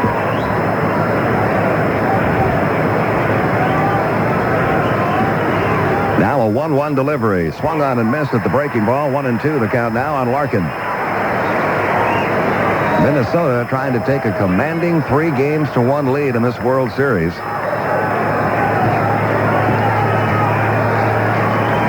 Here's the 1-2 pitch on the way, and it's taken a little bit low. 2-2.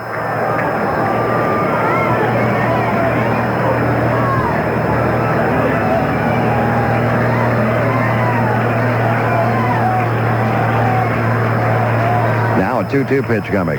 Ground ball sharply hit to first, fielded by Bream. He'll run to the bag himself, and that'll be all for the Twins in the 7th.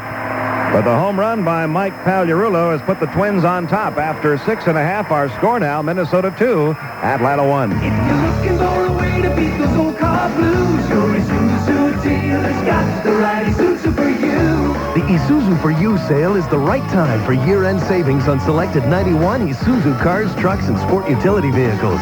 Like the Go Anywhere, Carry Anything Isuzu Rodeo 4x4. Year-end priced at up to $500 off. It's as big on power and performance as it is on looks. The right Isuzu for you. With its standard rear-wheel anti-lock brake system, phenomenal passenger space, optional 4-wheel drive with auto-locking hubs, in addition to its already low price, the Isuzu Rodeo 4x4 is the right Isuzu for you. See your Isuzu dealer today and save up to $500 on a Rodeo now during the Isuzu for You sale. But hurry, the sale ends soon. Info stylist, pickup trooper, rodeos too. Your Isuzu dealer's got the right Isuzu for you. Based on factory-to-dealer incentives, which may vary by model. Actual prices will vary. See dealer for details. I'm taking my family on a road trip, but first, I want to be sure the car is up to it. At One Auto Center, feeling safe is a priority. Sears. That's why Sears offers the free road handler brake inspection. It combs your car brakes from rotors to drums. I'm telling you, peace of mind means everything. And should your brakes need servicing, Sears road handler brake service is so complete, the shoes and pads are guaranteed for the life of your car. Coast to coast. Ask a Sears brake specialist for details. Hey, who's going to back you better in Sears? These Braves messing up your schedule, too. I haven't slept for 4 weeks. Gary McKee Hometown Radio Show live tomorrow afternoon, 4 to 7 p.m. from Atlanta Stadium on AM-750 WSB. The 1991 World Series. The Atlanta Braves and the Minnesota Twins on AM-750 WSB. Presented in part by Isuzu, AT&T, CBS Television, and Slick 50. The engine wear protector on AM-750 WSB, the sports voice of the South.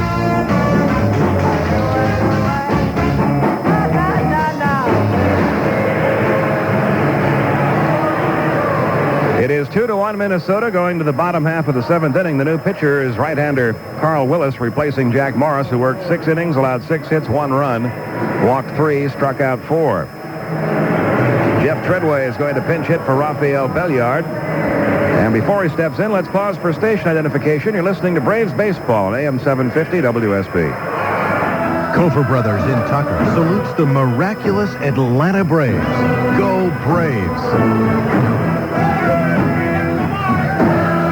AM-750 WSB, Atlanta's news, weather, and traffic station. Willis, a right-hander, replacing Morris, making his second appearance. He worked 2 scoreless and hitless innings last night. He did walk a couple. And Jeff Treadway pinch hitting for Belliard, 1 for 3 in this World Series.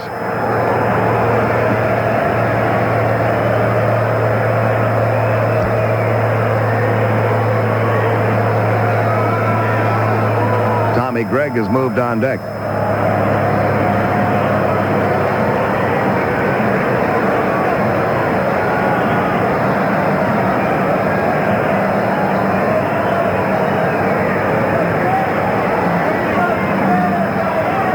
Here's the wind, the pitch on the way to Treadway. It's a fastball outside and low, ball 1. Russ Nixon, the former Braves manager, is given a lot of credit for getting this guy back up to Minnesota. He was a minor league free agent signed by the Twins. There's a strike in the inside corner. He bounced around several organizations, and Russ recommended him to Minnesota about halfway into the season, and it really paid off. He pitched well for the Twins. 8-3, a 2.63 earned run average. There's a fly ball hit out to left field by Treadway. Gladden backs up about 4 steps and makes the catch for the out, 1 down. Now Tommy Gregg batting for Smoltz.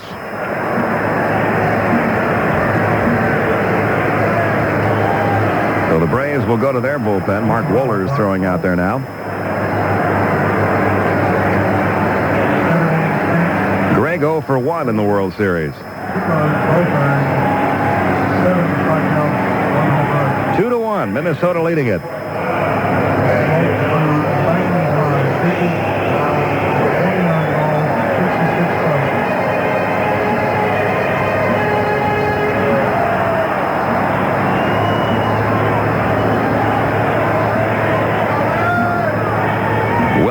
winds and delivers. Low for a ball, 1 ball, no strikes. Carl Willis has some nervous habits, Pete, that have people in the American League thinking he... Braves fail to come back in this one. They'll look back on that 5th inning as the key. 2 runners out at home plate.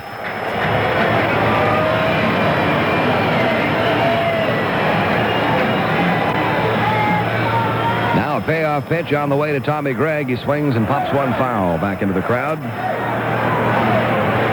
It remains 3-2.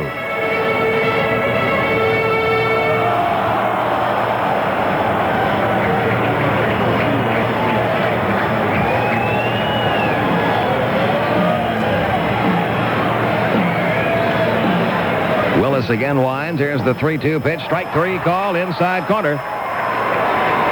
Gregg caught looking. And 2 men are out now. We'll go back to the top of the order. Lonnie Smith, who was flied to center, struck out and singled. He was one of the 2 runners out at home in the 5th inning. He stole second base. Terry Pendleton doubled, but Lonnie was going back to tag up and was unable to score from second. A terrific collision between Lonnie Smith and Brian Harper, and they're each talking about probably that very thing right now. A little conversation. But Hunter held onto the ball, and Lonnie was out. Willis delivers. Lonnie swings, sends a fly ball, deep center field. Kirby Puckett back to the wall. This ball is gone.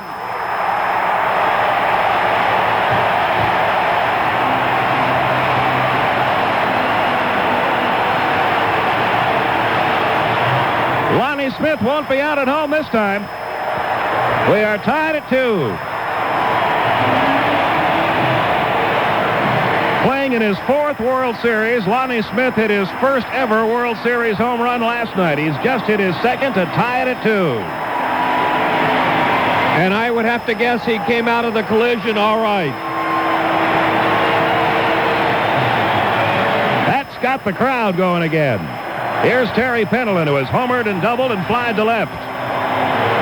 Mike Stanton now joins Mark Wohlers in the Braves bullpen. 2-2 game. The pitch on the way to Pendleton. Taken right down the middle for a called strike. The Tomahawks are back, and so is the Chat after Lonnie's homer.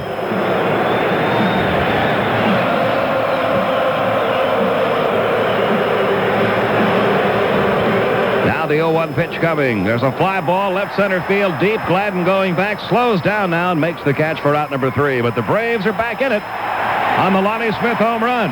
After 7 in Game 4, we are tied. Atlanta 2, Minnesota 2. Texaco Technology Report. The problem. As cars get older, they may need higher octane to perform like they used to. The Texaco solution. Develop a patented octane control technology in System 3 gasoline to help control increased octane appetite while cleaning an engine and to perform in every single octane grade. Texaco System 3 gasoline. It's that good. If there's anybody people really trust, it's the family doctor. And when family doctors from across America were asked which pain relief formula they preferred, the one in Goody's headache powders or the one in BC, those doctors not only preferred Goody's, they preferred Goody's 3-to-1. Feel good, goodbye pain. Goody's, the South's #1 headache powder. Goodies makes you feel so good again. Hi there. This is Phil Singer with another installment of Sports Quest. Today we're at the Alpine Corral for the 8th annual Snow Ski Rodeo. And here comes world champion Brahma Bull ski jumper Jeff Chambers. Hey, great jump, Jeff. Thanks.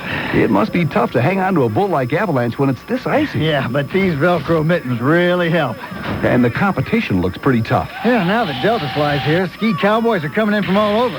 Europe, Canada, even the Far East. Well, with Delta and the Delta Connection flying to more than 300 cities worldwide on over 4,800 flights a day, I can see why. The more places Delta flies, the harder it is to keep my title. Oh, speaking of which, I gotta go sharpen the spurs on my ski boots for the next event. Chuck wagon bobsledding? Nope, downhill calf roping. Well, there you have it, folks. Whether you're headed across the U.S. or around the world, saddle up with Delta. For reservations, see your travel agent or call Delta. Hi, it's Wes. They call me Issues Minter, and we'll get your reaction to the ball game and other things happening in your life right after the game here on AM-750 WSB. Eighth inning coming up. We're tied at 2, and the Braves' mission impossible looking a little more possible. And your assignment, Mr. O'Brien, should you choose to accept it, get 6 Twins out and 1 more Brave run. What are you, Peter Graves? Same age. All right, thank you, Mr. Sutton. Dan Gladden will lead it off, and what a nice hand, a standing O for Lonnie Smith as he came out to play left field to start this 8th inning. Many in the crowd chanting, Lonnie, Lonnie.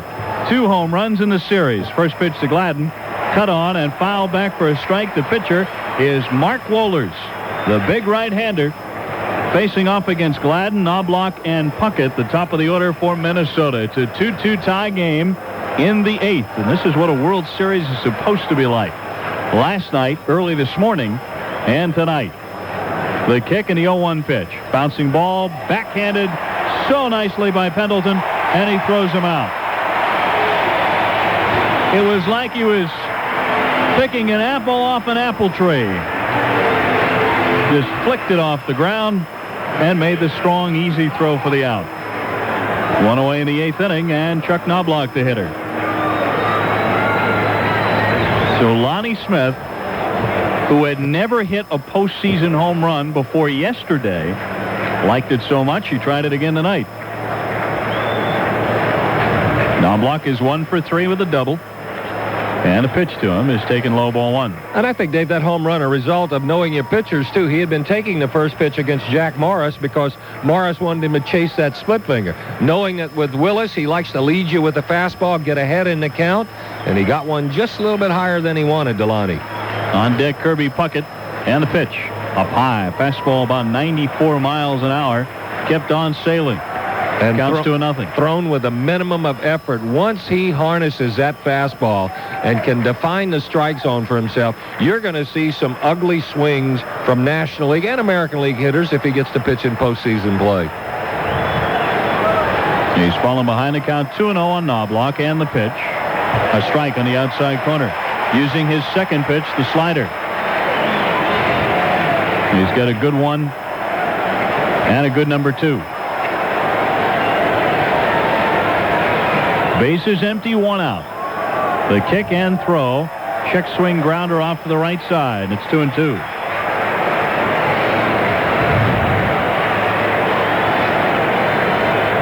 A 2-2 tie score. We are in the 8th as Atlanta, here in World Series Game 4, tries to battle back and tie the series with Game 5 right here tomorrow night.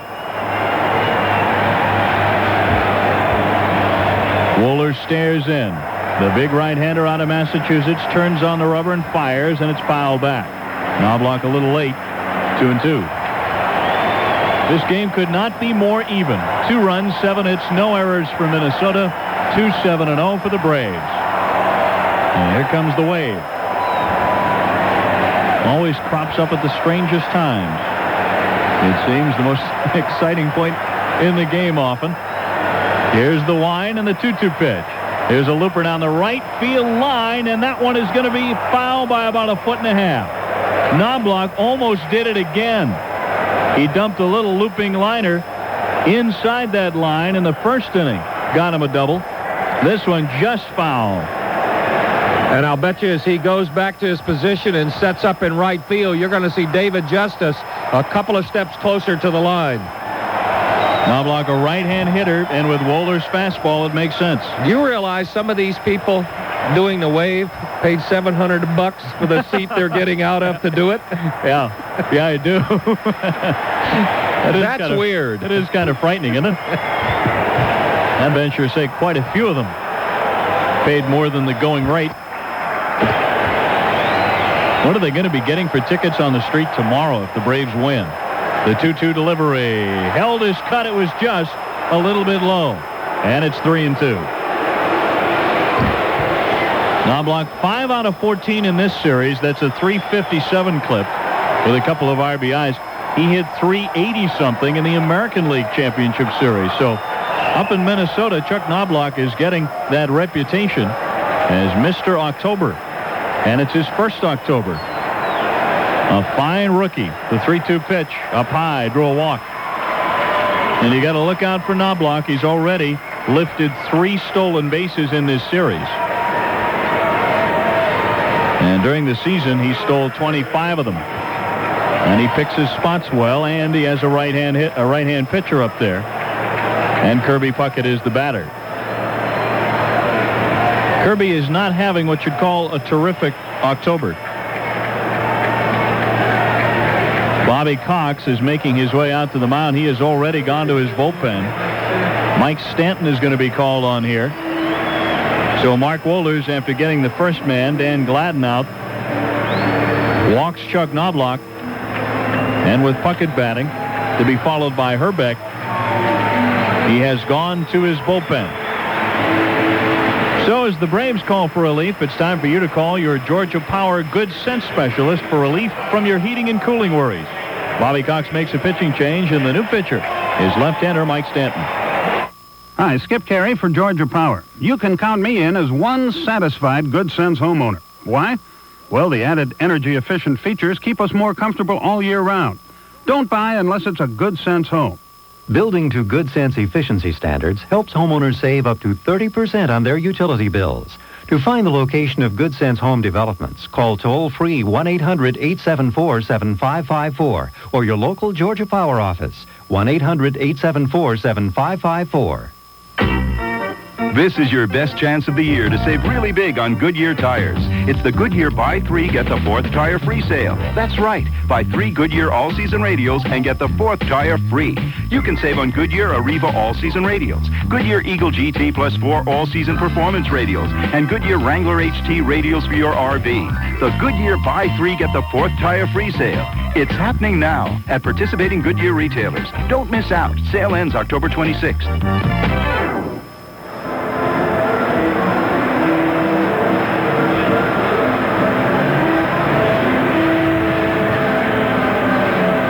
Mike Stanton into the game. The left-hander has no earned run average in the World Series, pitching in 3 innings. He's walked a man, struck out 5. And he'll face Puckett and then Herbeck here. 1 man out and a runner on at first in the speedy Chuck Knobloch. Mark Wohlers giving way to Mike Stanton. John Smoltz started. He is off the hook tonight. And he pitched a marvelous game. In 7 innings, John only surrendered 2 runs on 7 hits. He fanned 7 and didn't walk anybody. Good control tonight. After the first couple of innings, John gave up a hit in the first, 2 in the second, 1 in the third, and 2 in the fourth. But he pitched out of those jams, and he really settled down. One of his best outings, I think.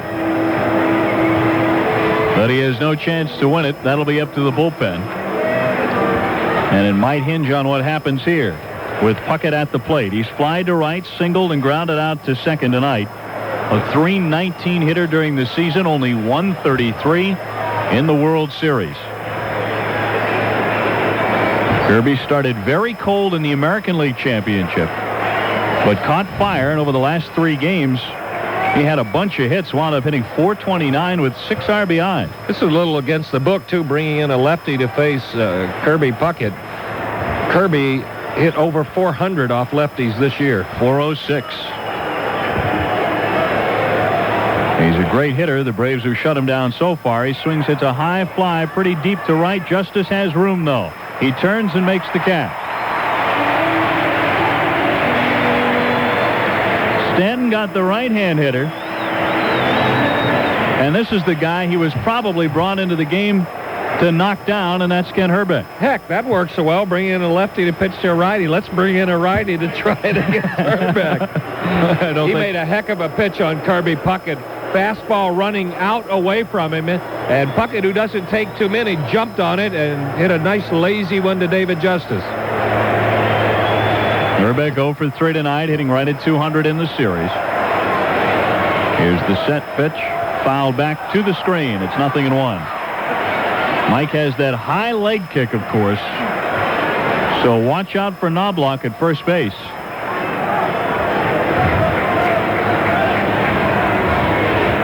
Herbeck only 3 out of 15 in the series. He has a homer and 1 takedown. Here's the pause. He's running. The pitch is low and away. There'll be no throw. Knobloch has it stolen. Absolutely no chance for Greg Olson. The book on Mike Stanton is he doesn't have a good move. He will tip his move. Once he starts any movement with that front leg, takeoff, Knobloch did before Stanton's front leg landed in his delivery. Knobloch half the way to second. Count moves to 1 ball and 1 strike on Herbeck. He's only a .233 lifetime hitter in the World Series. That's in 11 games, so he hasn't really blossomed in the postseason. The 1-1 pitch almost held up that cut, but couldn't quite, and it's 1-2. So now the crowd is up. They want Stanton to fan Herbeck in the worst way. Runner on at second. 2 out. 2-2 game in the 8th. The lefty from Texas pauses, checks the runner, kicks and fires, and it's a little high. 2-2. You have to throw Herbeck strikes for the most part because he has a good eye. He walked 67 times during the season and only struck out 48 times. So for a slugger, and he certainly qualifies at 6'4", 253 pounds, he doesn't strike out much. Mike will earn it if he gets him here. He stretches, kicks and deals. Breaking ball, nub foul just to the left of the plate. Almost got him, too. Not a real good swing, and the pitch before set that up, Dave. He threw him the fastball inside. You have to be inside conscious when you get a little bit older. Herbeck is certainly not ancient, but he's not as quick on the inside stuff as he used to be. So when you see a guy like Stanton blow you one inside that you think you might not have gotten up to, then that curveball away, but you become much more vulnerable to it. Knobloch would score easily on a base hit. Stanton winds and deals. Swung on and missed. Dropped by Olson. He's going to throw on to first to get the strikeout, and the inning is over. He struck him out. Big whiff there for Ken Herbeck. And Mike Stanton comes out of the bullpen to keep it right where it is through 7.5 in Atlanta. It's the Braves 2 and the Twins 2. I'm Greg Gumbel with today's Car Care Quiz. Is it true that cars with computer-controlled electronic ignitions don't need engine tune-ups? The answer after this. This is Daniel Pinkwater. My neighbor Roy is the most cautious shopper on earth. So you can imagine my surprise when Mr. Rational told me his reason for getting his car serviced by a Ford and Lincoln Mercury dealer. They've got ESP, he says. ESP is an extrasensory perception, I asked? No, ESP is a genuine Ford extended service plan. I never have to pay more than $50 for a covered repair, including major ones. How logical, Roy. Ford and Lincoln Mercury, quality care. It may be your car, but it's still our baby. Without proper care, even a car with an electronic ignition will be difficult to start, run poorly, and waste gas. The Car Care Council says that newer vehicles still have parts that need attention, like spark plugs, wiring, distributor caps, and filters. The Car Care Quiz, brought to you by Ford and Lincoln Mercury Quality Care. Hi, this is Chuck Hatcher for Makita Power Tools. I was visiting a construction site the other day to see what kind of tools were being used. As I suspected, I did see a lot of Makita Blue. I knew it was because Makita offers a full line of corded and cordless tools with enough torque to power through just about anything. But I shouted up to a guy anyway, "Hey, buddy, why do you use Makita Blue?" He said, "'Cause they go with my eyes, stupid." Makita, it's all the power you need. This is Bob Cox. Join me tomorrow morning at 7:25 for part 1 of my special series, Forests Under Pressure, here on AM-750 WSB. Enjoy World Series excitement at home. Order your copy of the 1991 World Series Souvenir Scorebook. This program is truly a collector's item. Just send check or money order for $7.50 to World Series Program, Box 25, Trenton, New Jersey, 08651. That's Box 25, Trenton, New Jersey, 08651. Include your proper return address. Allow 4 to 6 weeks for delivery. Offer good in the U.S. and Canada. U.S. funds only. A message from Major League Baseball.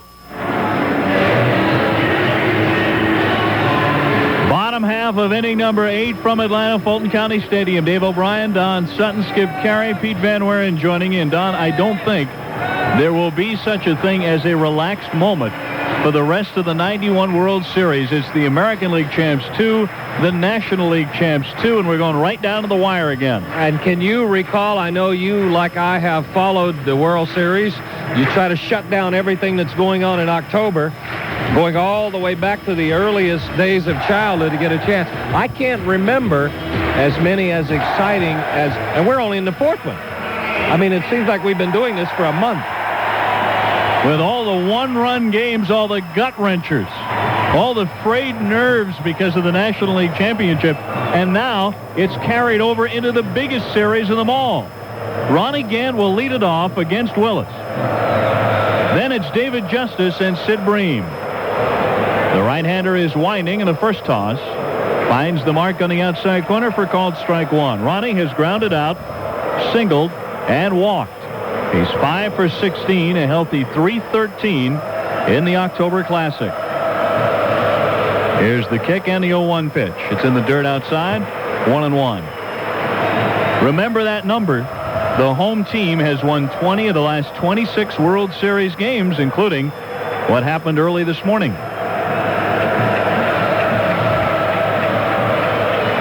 Ronnie Gant, number 5, wades back in on the right side.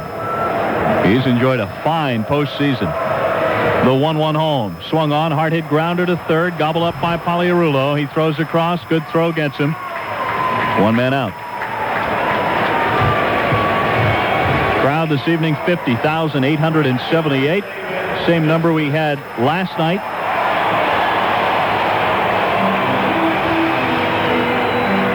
And they have been ready for this one, waiting on every pitch. Now, Tom Kelly is going to make a move to his bullpen, it appears. Yes, he's already made the call as he marches out to take the baseball away from Carl Willis.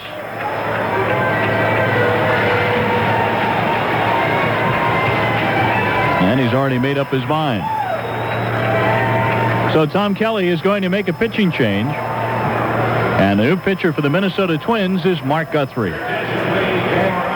Isn't there someone you'd like to call? Oh, you was such a terror. Oh, you lied. This week is AT&T Reunion Week, where AT&T customers can call for a special price of 11 cents a minute. How about the time you chased me down the street in your pajamas? Monday through Friday from 5 to 11 p.m. It's only 11 cents a minute for AT&T direct dial out-of-state calls within the U.S. How old was I, too?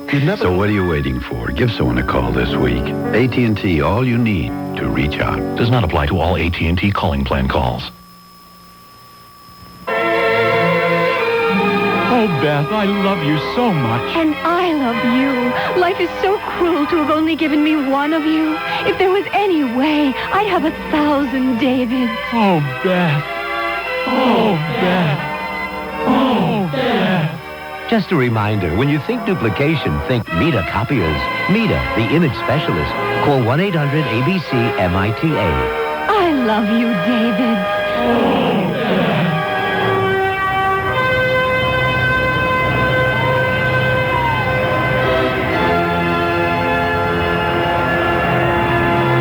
The new pitcher brought in to face David Justice. Left-hander Mark Guthrie, 6'4", 196 pounds, out of Venice, Florida. Didn't have a bad year for the Twins. Saved a couple of games, went 7-5, had a high earned run average of 4.32, and had a tendency at times to be a little bit wild. He walked 41 hitters in 98 innings. Let's pause right now for station identification. You're listening to Braves Baseball on AM-750, WSB. Gopher Brothers in Tucker salutes the miraculous Atlanta Braves. Go Braves! AM-750 WSB, Atlanta's news, weather, and traffic station. David Justice is digging in. The left-hand hitter tonight is 0 for 2 with a walk. He's grounded out to short, flied out to left. One man is out. The bases are empty. Braves 2, Twins 2. Sid Bream on deck, and Guthrie's winding and pitching. First one outside for ball one. He's the third pitcher of the game for Tom Kelly.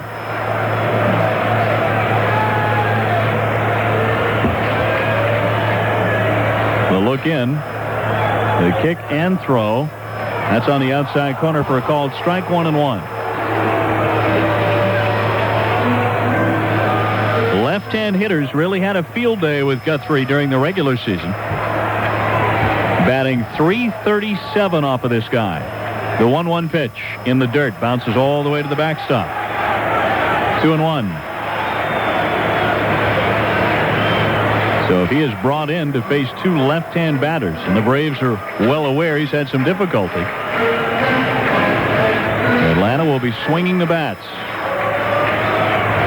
Here comes his 2-1 pitch. Swung on and missed. It's 2-2. He has also allowed 4 home runs this season to left-hand hitters. Alejandro Pena is starting to loosen up in the Atlanta bullpen. He'll come on as the 4th Brave pitcher. Guthrie started his windup, stopped halfway through. Justice 4 for 14 with a homer in the series, right at 286. David only hit around 200 during the NLCS. So he's swinging a much better bat. The 2-2 offering. There's a bouncing ball on the first base line. It kicks foul. Hit it very slowly. Didn't get a good swing. Still 2-2.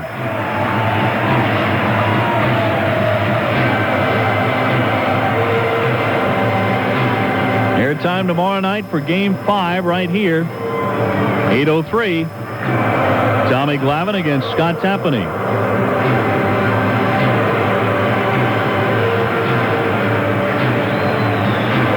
Home plate umpire Terry Tata dusted off the plate. And David climbs back in. Right on top of the dish. Here's the kick. And the 2-2 pitch. Swung on and missed. He struck him out. And there are 2 down. And now Sid Bream is called back, and Brian Hunter comes out. And Brian Hunter will bat with 2 away, and the base is open.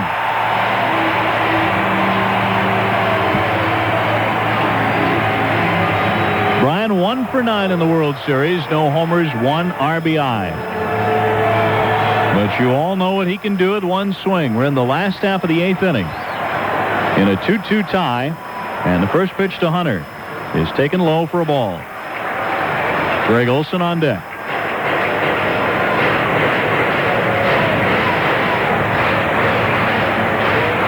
Guthrie is winding and pitching.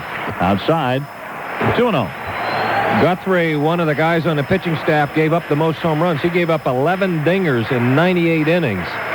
So he is prone to the homer. He nods yes to the catcher, Harper. Here comes the 2-0 pitch. That's low. He's missed with 3 straight. 3-0 now to Hunter. The outfield gives him the entire right field line plus a half an acre. Shifted radically toward left, thinking Brian will pull it. The 3-0 pitch. He swings and jacks one to right field and deep. Mack going back on the track. He reaches up and makes the catch. Brian really poked it, and he went the other way with it.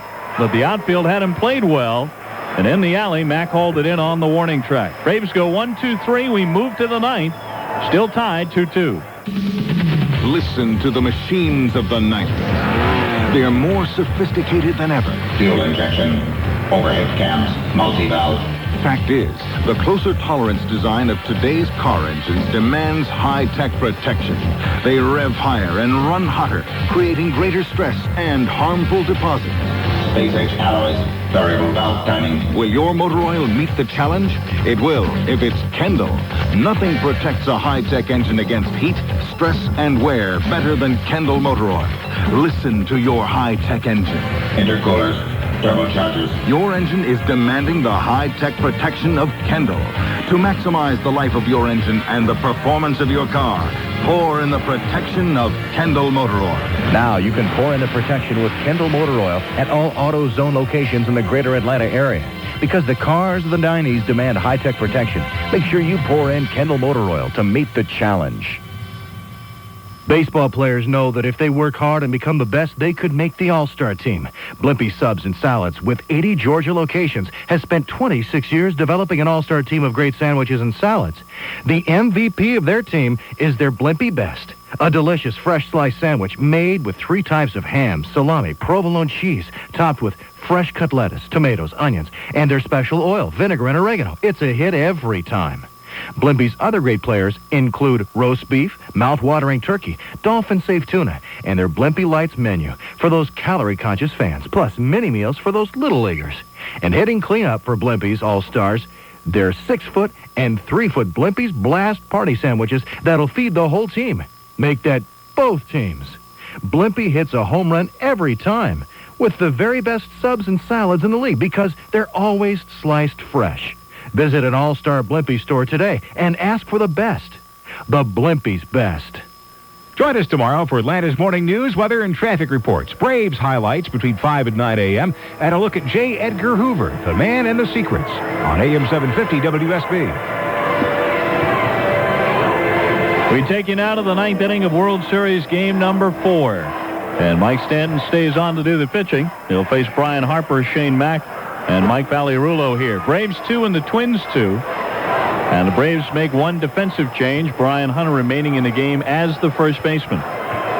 So Sid Bream is out for the night. Mike Stanton to work his second inning.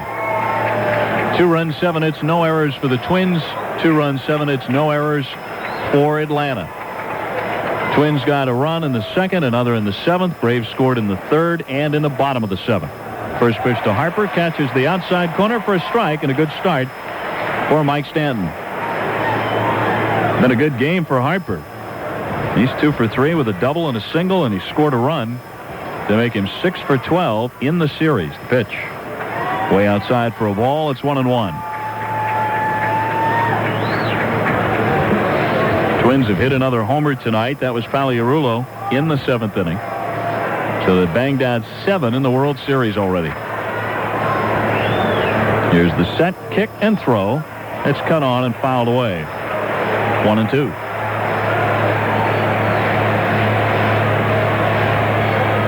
This one has been left up to the bullpens now. Both teams have excellent bullpens. The stretch and the 1-2 home. Breaking ball almost got him. Almost hit him around the knees. Made him dance out of the way, and even the count at 2-2. Will the Braves play another one-run game in the playoffs? Can they ask their fans to go through it again? The 2-2 is popped up, twisting down the right field line. It's got to go foul, and it bounces just about 3 or 4 feet foul. David Justice had no shot, playing a couple of steps towards center with a right-hand batter up there, and they almost dropped another double down the line. And you probably will see David Justice make a little bit of an adjustment. It's unusual. Harper hits a lot of balls to the right side, but Justice was over in right center field. Now he's changing his whole defensive alignment, and he's gone almost over as far toward the line as they play Chuck Knobloch. Count 2-2. Harper, a fine hitter, .311 during the regular season. He's probably the best hitting catcher in the American League, maybe in both leagues. The 2-2. There's a little liner down the right field line that might drop in. Justice coming on hard. He slides, and he made the catch. David Justice held on. Well, Don, you could not have set that up any better. David, after he almost dropped that double down the right field line on the previous swing, made a couple of step adjustment toward the line, and that's what got him that great play. I don't know if he did it on his own or somebody out of the dugout signaled him, but it's a good thing because it would have been another double for Harper. He had taken about 3-4 steps toward the line. He made that catch by 1 step, and sliding to do it. A good move by Justice, got an out for Stanton. Terrific catch in the first pitch to Shane Mack is high for ball 1. Mack has struck out, hit into a 6-4 force, and struck out again to make him 0 for 14 with 7 strikeouts in the World Series. This is a guy who hit .310 with 18 homers and 74 RBIs during the year. He swings and misses, and it's 1-1. Mack also hit well over 300 in the American League Championship, so he's just having a dismal go of it here. But he hasn't had a cut yet that has shown him to be on time with any of the Braves fastballs. The 1-1 home. That's downstairs. 2 balls and 1 strike. Mack is a UCLA All-American. He was a member of the 1984 USA Olympic team. He also played for the Alaska Gold Panthers back in the early 80s. Going to be one of the great sports nicknames. The 2-1. Fouled away off to the right. And he's got 2 strikes on him again. 2-2. That has rumored to have been a good place to supplement your scholarship in the summer season if you're a good college baseball player. Don will file an investigative report and have it for you for Game 5. Here comes the kick and throw. There's a high fly ball. Jack well to right, but Justice has him played perfectly and makes the catch for the out. 2 down.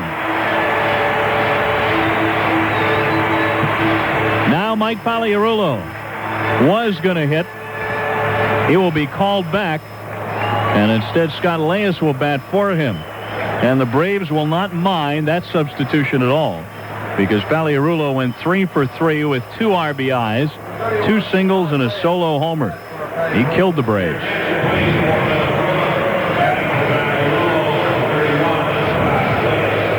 Leyes is 3 out of 5 with a homer of his own in the World Series, 2 RBIs. The home run made a loser of Tommy Glavine, despite a terrific effort by the lefty in Game 2. First pitch is inside and low, ball 1. We're all tied up here in the top half of the 9th inning and due up for the Braves in the last of the night. Olson, Lemke, and then we'll see. 2 down, bases empty in the pitch. Fights off a foul upstairs, and it's 1-1.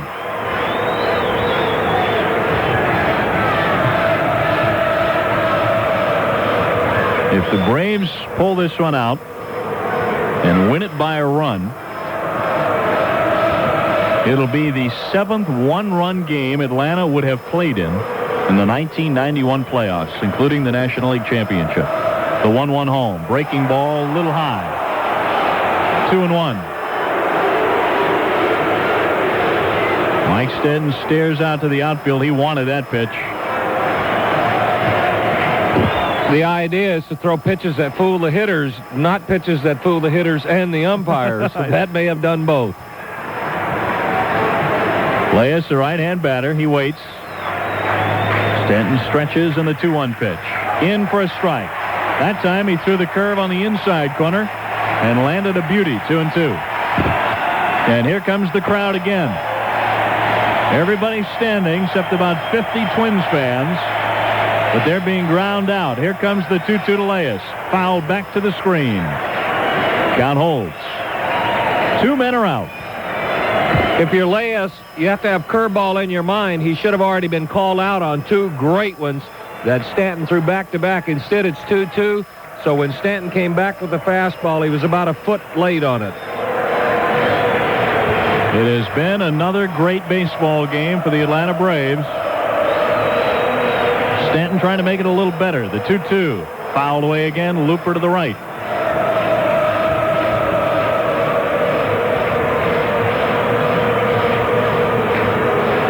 Many in the crowd chopping away, hoping to hex the Minnesota bats. Many more doing the war chant.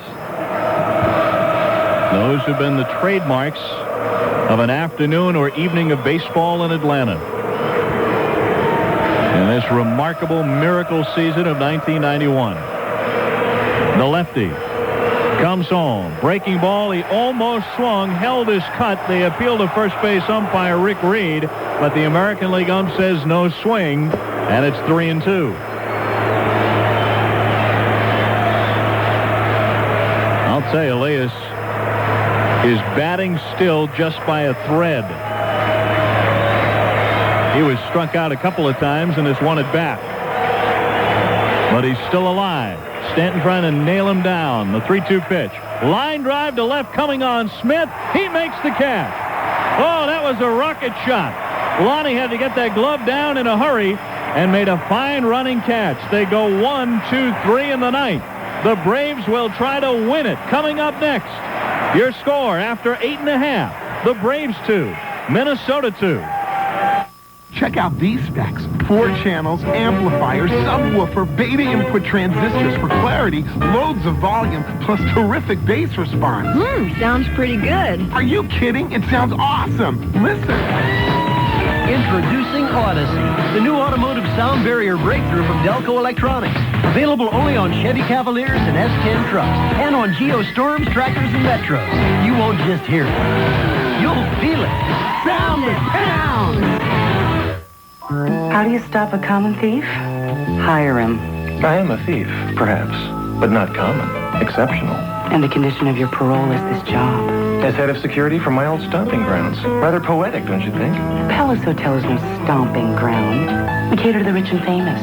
So did I. Look, let's get one thing clear, Mr. Logan. You are not cute, funny, or remotely interesting. One wrong move and I'm sending you back to prison. Does this mean separate rooms? Keep your eyes on the Palace Guard, Friday on CBS. My dad had one. He was a really big four-wheeling kind of guy. Really? Yeah, I was kind of a daddy's girl. He'd take me fishing and hunting. And now you drive a Jeep Wrangler, too? Yeah. So you're still kind of outdoorsy. Well, I still hunt and fish. You do? Not quite the same way. What do you mean? Well, now I fish for compliments. Okay. Always hunting for men. Well, Trust me, with the looks I get with this Wrangler, it is A1 perfect for the chase. Jeep Wrangler, another advantage from your Jeep and Eagle dealer. Jeep is a registered trademark of Chrysler Corporation. My car's stolen. Grand Theft Auto, 3rd and Main. Protect your car from theft with the Craco Nightstick steering wheel lock. Only the nightstick locks on top of the steering wheel so all of it can be seen from outside the car. And once locked on, your car cannot be driven. Craco guarantees the nightstick will protect your car from theft or pays up to $250 toward your insurance deductible. Craco Nightstick with or without alarm at Sears, Kmart, Target, Walmart, and Montgomery Ward Auto Express. Limited reimbursement for 1 year. See package for complete details and restrictions. Nobody delivers Atlanta's morning news like AM-750 WSB. Plus, every 6 minutes, it's weather and traffic. All right, Mr. Depend Pitts, you on got it. your 6 out. Let's get one run and get this over with. This launching pad of ours was one big animal house in between innings. Everyone doing the shout. There's a pretty unlikely chopper down just below us here, right near the Minnesota Twins section, waving his tomahawk. Tommy Green. Of the Philadelphia Phillies, late of the Atlanta Braves. Greg Olson will lead off the last half of the ninth of this 2-2 tie, and the first pitch misses upstairs for ball 1. Mark Guthrie doing the pitching, and after Olson, Mark Lemke to hit next. The lefty winds and fires. There's a strike, belled high. 1-1. 2 runs, 7 hits, no errors for Minnesota. 2 runs, 7 hits, no errors for Atlanta. Some great defense by both teams. The pitch. There's a bouncing ball deep short, fielded by Gagne. He throws and gets him. Talk about great defense. Gagne is as good as anybody in the National League at playing that position of shortstop. And he reads the scouting reports because he's never out of position. No, positioned himself perfectly. Had a pretty good idea. Olson had a better chance of pulling Guthrie than he would have either one of the right-handers. Was a step toward the hole. Made the play a step on the grass. And not only do you have to be impressed with the strength of his arm, but like Rafael Belliard, most of the throws belt high to Herbeck at first. Now Mark Lemke, last night's hero. 2 for 3 in this game. Swings, hits one high and deep to left. Puckett going back to the wall. That one's off the wall. Gladden mishandles it, picks it up. Lemke rounding second. The throw will not be made, and he's into third with a triple.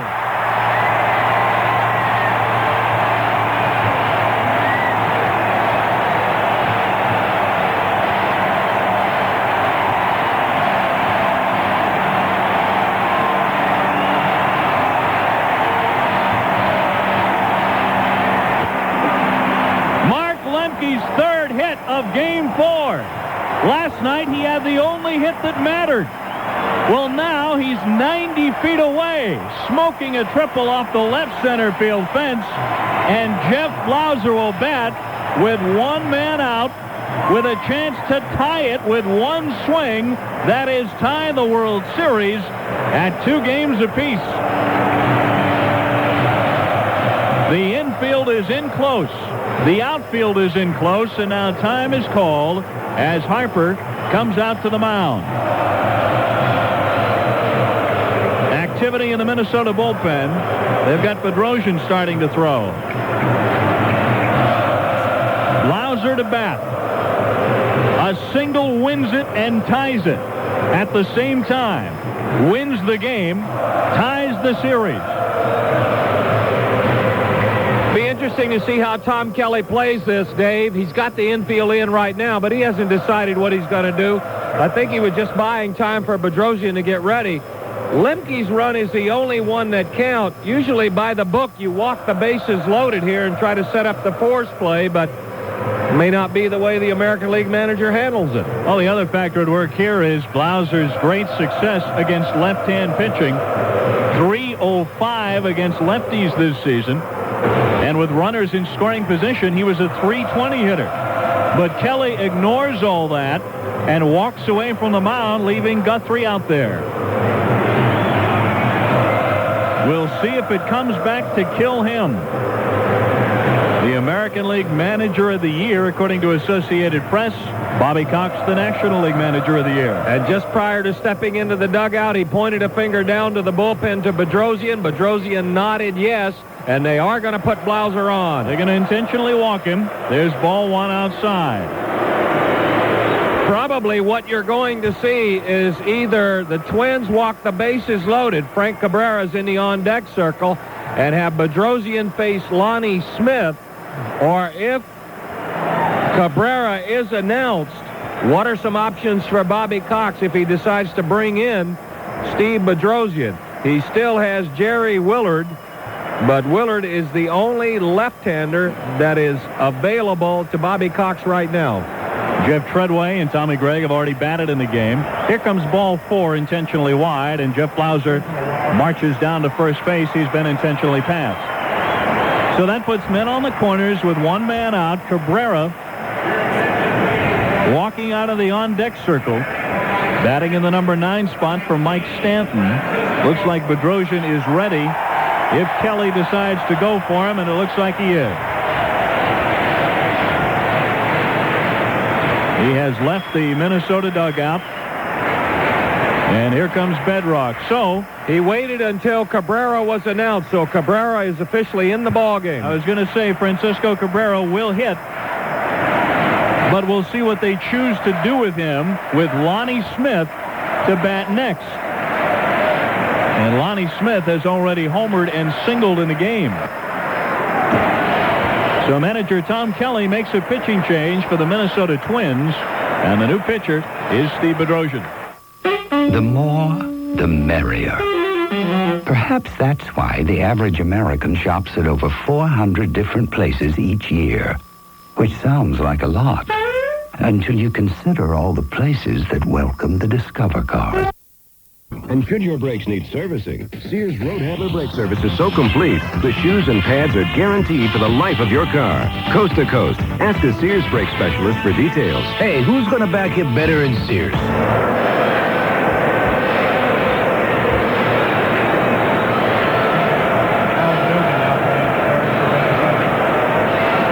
Well, manager Tom Kelly, who never has to double switch unless it's in a World Series game, kind of made light of that favorite National League tactic before the series began, saying, oh, yeah, it's keeping me up at night. I can't sleep thinking about how complicated those double switches are. Well, here he pulls one off, putting Al Newman in at third, replacing Scott Leyes. He's a switch hitter. And also bringing in a new pitcher in Steve Bedrosian.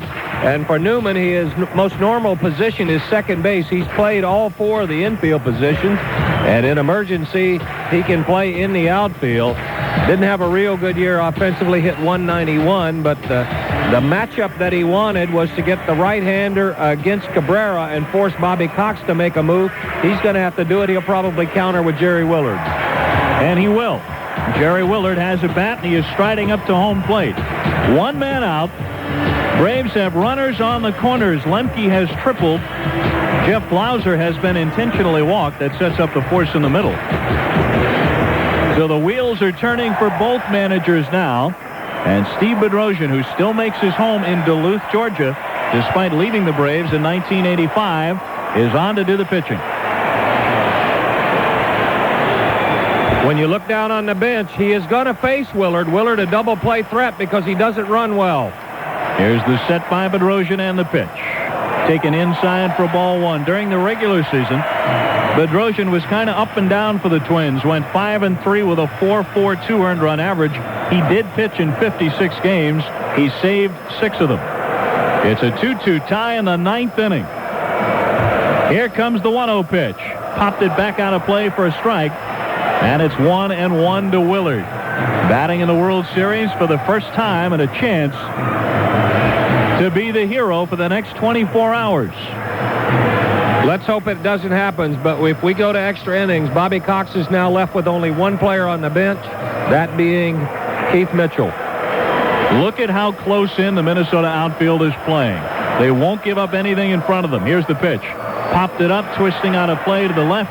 Back into the crowd, and Willard's down 1-2. All he really has to do is hit a deep fly ball. It doesn't have to be off the fence or out of the park, and this game is over. Well, the reason the outfield plays in, Dave, is they're conceding the fly ball. They figure if you hit a fly ball, it's going to be a run anyway. What they're doing is playing deep infield to cut off the little looper and the line drive that might fall in short. And they'll try to turn the double play up the middle. Here's the set. The 1-2 pitch. Hit it high in the air, deep to right field. Mack going back. He stops. He's there. Makes the catch. Lemke tags. Here comes the throw home. Going to be close. He gets around the tag, and he's safe. And the Atlanta Braves have tied the World Series.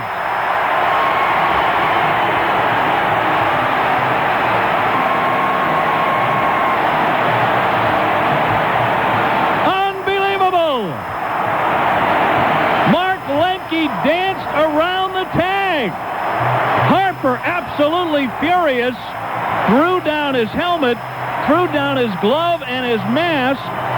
The Braves are celebrating down the first base line.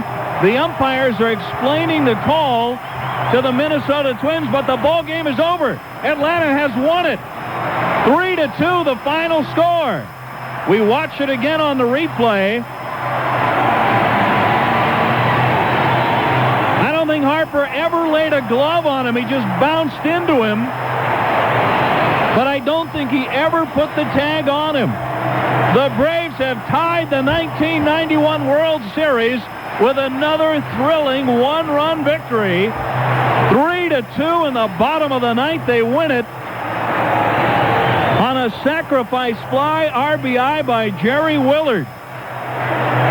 Don, you're seeing it on replay, I know, for the first time. It didn't look to me as if he ever actually got the tag on him. No, it looked like it came right behind him, Dave. Last night, David Justice's slide, one of the key plays of the game. Mark Lemke going outside of the baseline, grabbing the plate with his left hand.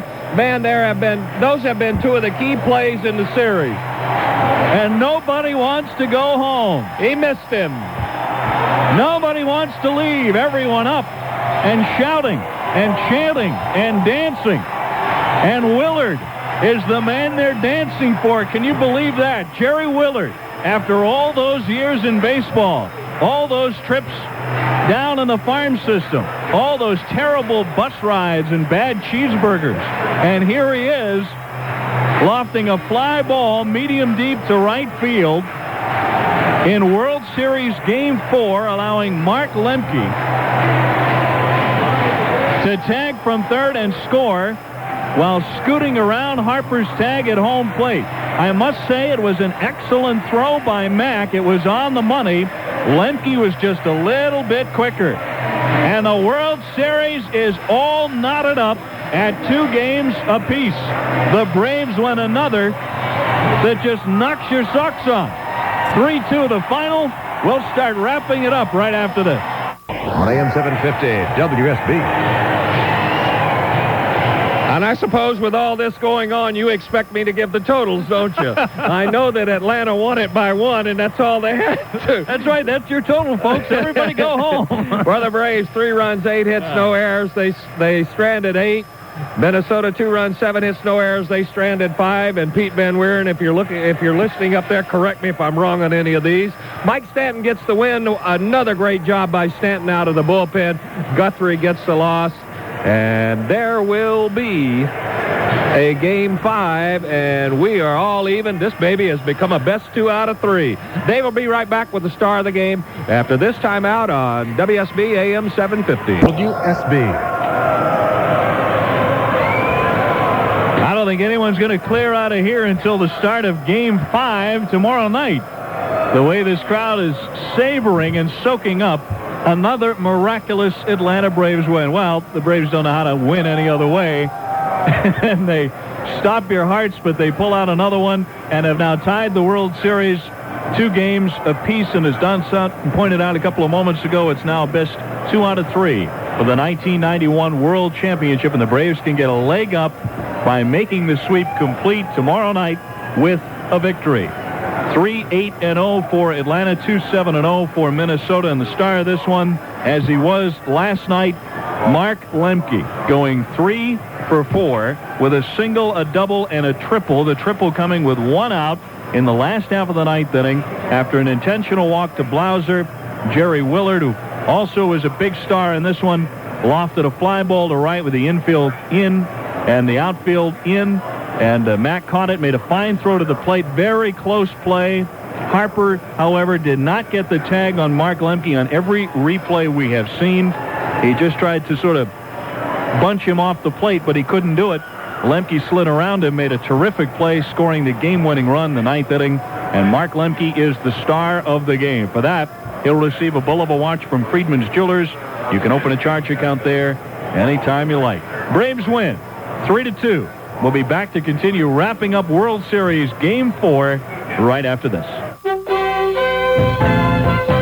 Comfort Maker's super high-efficiency natural gas furnace is up to 93% efficient, which makes it one of the most efficient furnaces available. With a SEER rating as high as 12.0, Comfort Maker's ultra-high-efficiency air conditioner is one of the best. Add their outstanding warranties, and you simply have one of the best heating and cooling systems going. So how do you make the best even better? Call Wade Heating and Air Conditioning at 941-8598 and take advantage of their best offer ever. Through December 15th, you can choose either $400 cash back or no payments and interest for 5 months for selected systems. For details, call your participating EnergyWise professional. Wade Heating and Air Conditioning at 941-8598. That's 941-8598. Comfort Maker, Comfort Maker, air conditioning and heating.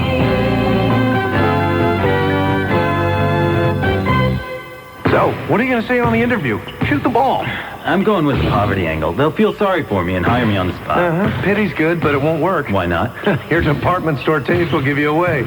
Like that suit you had on yesterday. Must have cost you $400. Try 200 and change at Kuppenheimer. Don't they cater to an older crowd? They cater to people who've had it with department stores. Where you find a suit you like, it's locked up, it takes 15 minutes to find the guy with the key, and it's $400. Forget it. And Kuppenheimer? Their clothes have style. The sales guys are easygoing. The prices are excellent. Yeah, tailoring? Right in the store, and they guarantee it. So don't plead poverty, just tell them you're good at economics. They'll believe me? Well, not in that suit. Arthur Kuppenheimer here to tell you that if you're waiting for a department store sale, don't.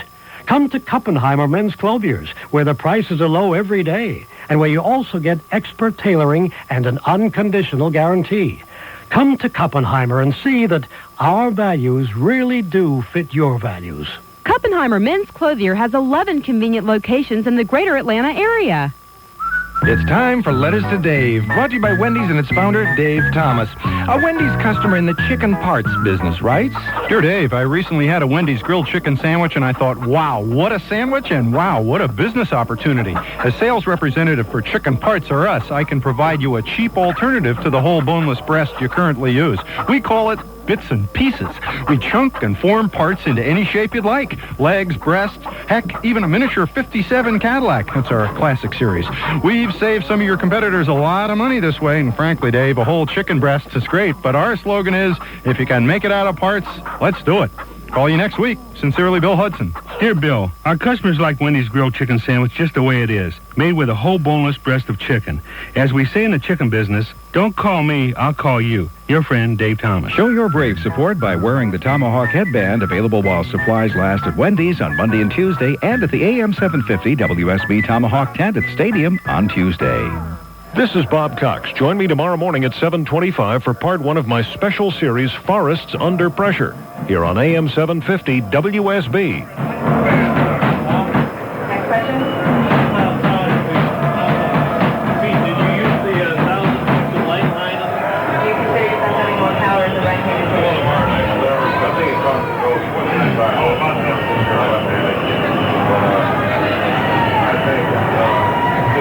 Dave O'Brien, Don Sutton, Pete Van Wern, and Skip Caray returning here to the indoor party, which is now shifted outdoors of Atlanta Fulton County Stadium. You should see the mob scene out there as the fans have filed out in a state of ecstasy after the Braves pull off another one 3-2. This one in the bottom of the ninth when Jerry Willard's sacrifice fly to medium-deep right field scores Mark Lemke on a great piece of base running after he tagged and came home very close at the plate. But Harper couldn't get the tag on a dancing Lemke, who scored for the game winner. And there we are again, Don, another enthralling World Series victory for the Atlanta Braves. Now it's down to who wins 2 out of 3. I had trouble staying up for this one. Gee, how much more of this can they do? They've been doing it all year, and I really think, and we said this hoping that we were right coming out of Minnesota, that it seemed like the Braves were just trying to get themselves in a position where they were comfortable. Well, down 2-0, most people would be uncomfortable, but they sure have played exciting last 2 games.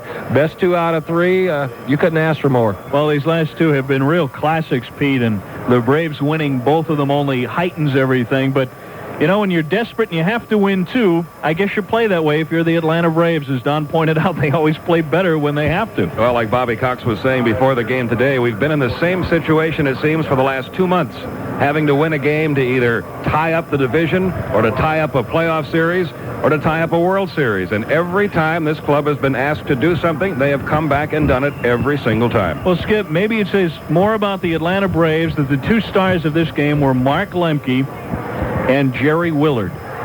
Oh, I think you're right, and I also think if you'd have told me before the first game in Atlanta, Game 3, that Steve Avery would not be involved in his decision and John Smoltz would not be involved in his decision, you have to figure the Braves are going to lose at least one of those and be down in the series 3-1, and it hasn't been that way. Well, the relief pitching outstanding again tonight. Mike Stanton gets the win. He beats Mark Guthrie, and 50,878 are still partying in the parking lot very slowly, making their ways to their automobiles. No one wants to leave. They are savoring every moment. The Braves are tied in the World Series. It's 2 games apiece. We'll be back with more in a moment on AM-750 WSB. The Atlanta Coca-Cola Bottling Company salutes the Braves, 1991 National League champions.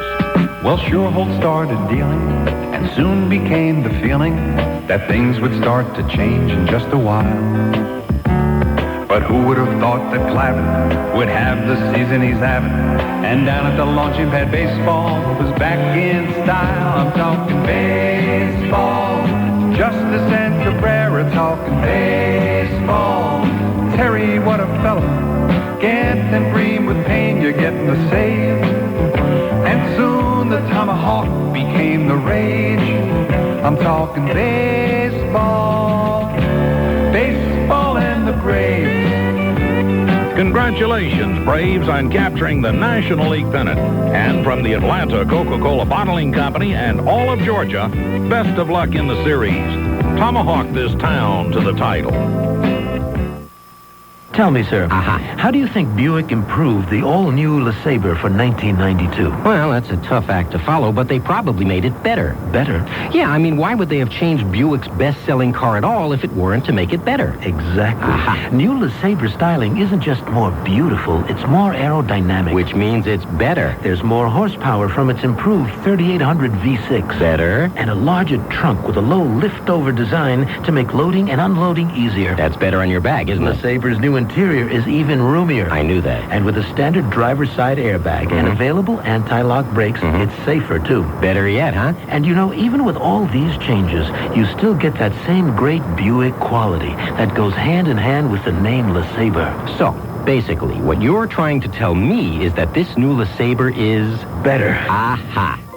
So test drive the all-new 1992 LeSabre at your local Buick dealer. I'll do that. The new symbol for quality in America. And what could be better than that? Hi, This is Chuck Hatcher for Makita Power Tools. I was visiting a construction site the other day to see what kind of tools were being used. As I suspected, I did see a lot of Makita Blue. I knew it was because Makita offers a full line of corded and cordless tools with enough torque to power through just about anything. But I shouted up to a guy anyway, "Hey, buddy, why do you use Makita Blue?" He said, "'Cause they go with my eyes, stupid." Makita, it's all the power you need. This is Daniel Pinkwater. I bought this fantastic Swiss watch. It can survive a 14-story drop, waterproof down to 5,000 feet, weighs about a pound. Naturally, when this precision instrument needs service, it's going to the people who made it. I'm not going to let just anybody monkey with it. It's worth $99.95. Your Ford, Lincoln, or Mercury car is a precision machine, too, and worth a lot more than $99.95. When you need service, doesn't it make sense to take it to the folks who know it best? Ford and Lincoln Mercury Quality Care. It may be your car, but it's still our baby. Join us tomorrow for Atlanta's morning news, weather, and traffic reports. Braves highlights between 5 and 9 a.m. and a look at J. Edgar Hoover, the man and the secrets, on AM-750 WSB. The 1991 World Series. The Atlanta Braves and the Minnesota Twins on AM-750 WSB. Presented in part by Buick and your Buick dealer. Makita Power Tools. Ford Quality Care. And the U.S. Army on AM-750 WSB. The sports voice of the South. Party out on the streets as the crowd has spilled into the parking lots just outside Atlanta Fulton County Stadium, banging the tom-tom, and everyone's still just floating around and soaking up another Miracle Braves win, 3-2 the final score. And Don Sutton, your final thoughts as Tommy Glavine prepares now to go on 3 days rest against Tapani in Game 5 tomorrow. Well, we said it over and over. These three, Smoltz, Glavine, and Avery, are three of the most talented young pitchers in baseball. And I think right now, rather than worrying about what they're pitching in, they're enjoying where they have been, and that's one of the keys to their success. All right, Skip, a final note on tonight's 3-2 Atlanta win. Well, once again, a come-from-behind effort. It looked very bleak for a while, but it's not surprising about this team anymore. And again, no matter what has happened, you know the Atlanta Braves can play with anybody. Same two teams tomorrow night, Skip? Same two teams tomorrow night. That's correct. And we still don't know whether it's Georgia or Georgia Tech that we open spring training with. We'll try to find out. I want to put one more plug in for one player. The Braves ran themselves out of an inning in the fifth, then fell behind 2-1. Lonnie Smith, a key hit in the game. That solo homer with 2 outs in the 7th inning that brought the Braves back into a tie. He deserves a lot of credit tonight, too, and a couple of fine defensive plays tonight by Lonnie. And also by David Justice, and a key flyout, the game-winning flyout off the bat of Jerry Willard, the veteran catcher who doesn't get to play all that much, but tonight made the most of it in his first World Series appearance. His sacrifice fly brings in the star of the game, Mark Lemke, with the game-winning run, and the Braves are 3-2 winners in front of 50,878. 3-8-0 for the Braves, 2-run 7 hits, no errors for Minnesota. Mike Stanton beats Mark Guthrie. John Smoltz pitched a terrific game, and Jack Morris pitched exceptionally well, but neither figured in the decision. This one left up to the bullpens and also the little guys, the guys you don't hear much from, Willard and Lemke, although Mark Lemke started the game for 2 nights running, put on quite a show, going 3 for 4 with that triple in the 9th inning, got himself in scoring position, and the Braves found a way to win again. The World Series is all tied at 2 games apiece. And tomorrow night, our airtime will be 8:03 with Tommy Glavine against Scott Tapani. That's Game 5 of the 1991 World Series. And we'll have a final note right after this.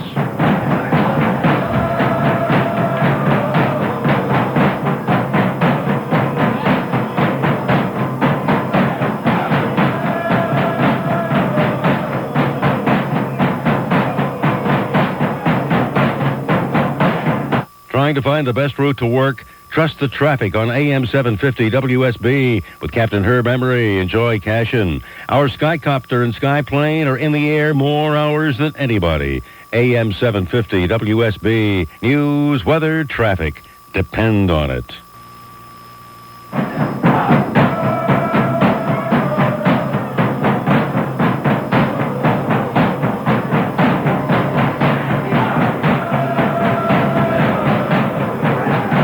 So the beat goes on for the Atlanta Braves, who tonight down the Minnesota Twins 3-2. The National League champs have won 2.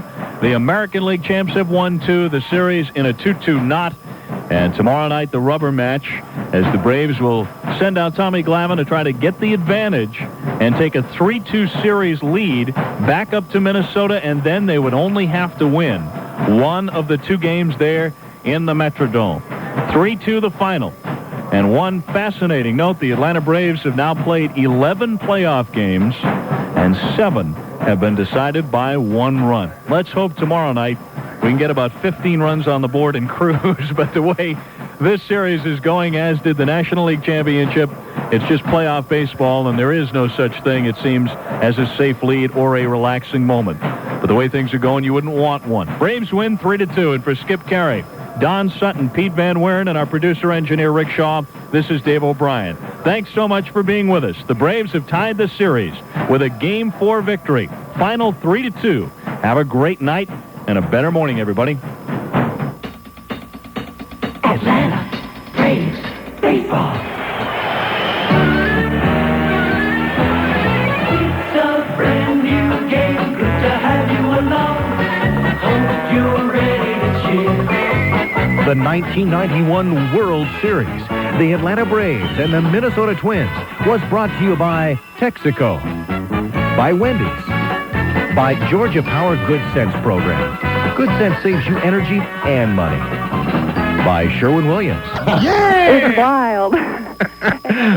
we just all of Chattanooga, really. I mean, they have T-shirts that they're selling everywhere. Yeah. And tomahawks. You can't even find a tomahawk anymore. I was at a sports bar tonight, and I was sitting with some friends from Cleveland, Right. and there was another guy from Charlotte there, and I looked at it, I said, are there a lot of Braves fans in Charlotte?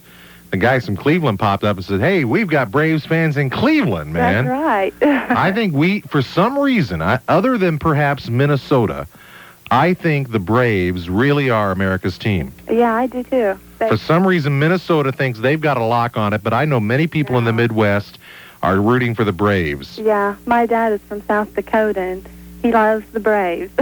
South Dakota loves the Braves, and we ought to take a poll tonight. How many states? It'll be like Reagan winning the landslide in '84. It would be, I'm sure. The only state that would go with Dukakis was going to be, or the district was Washington, D.C. Well, we'll say the only state that goes with Minnesota will be their home state. Yeah. Everybody else is going to be a Braves state. I think that sounds, I can dig it. I can handle that. Good to me. Thanks, Kimberly. Go Braves. All right, Rob in Decatur, you're on AM-750 WSB in Wes Minter. We're just making it wide open, but obviously the Braves are the story right now. Well, amigo, is this utopia or what? Man, are you the guy? Yeah, you're the guy. What did I tell you, buddy? And I also told you, I said, what was going to happen? Who hit the home run for the Mets? Who never hit a home run in his life? Al Weiss, the shortstop. What happened with Lemke? Almost knocked it out of the park, right? Listen, single, double, triple. He had the game-winning hit last night. Could he? Now, I'm just asking, Rob, before you answer this question. All right, don't get real Iowa. Go ahead. I'll give you Jeopardy time to think about it. Before you answer this question, could Mark Lemke be the series MVP? All right. Truthfully, from the heart, I'll tell you who I think deserves the MVP. Oh, again, we're just speculating here. We have. Could he be? I guess so. I mean, the sports writers vote on it, right, Wes? I think sports writers and casters, right. Okay. My opinion, it's Greg Olson. There's no doubt about it. I said to my friends at the table, and I said, he's the underrated player. Oh, God, I mean, all the plays that don't go on the stat sheets, Wes, that you don't see. I mean, really, McCarver actually made one good statement tonight that I actually give him credit for, and I can't stand Tim McCarver. He said, well, because he was a catcher, but he goes, there's a lot of stuff that Olson's done that has not been put on a stat sheet. Now, if you look at some of the digs out of the dirt that he got, that Pena fastball last night, that was a wild pitch. He pulled it out and brought it back in. He's clutch hit every time. In fact, I think he's the #1 hitter on the Braves when guys are on base for the whole championship series.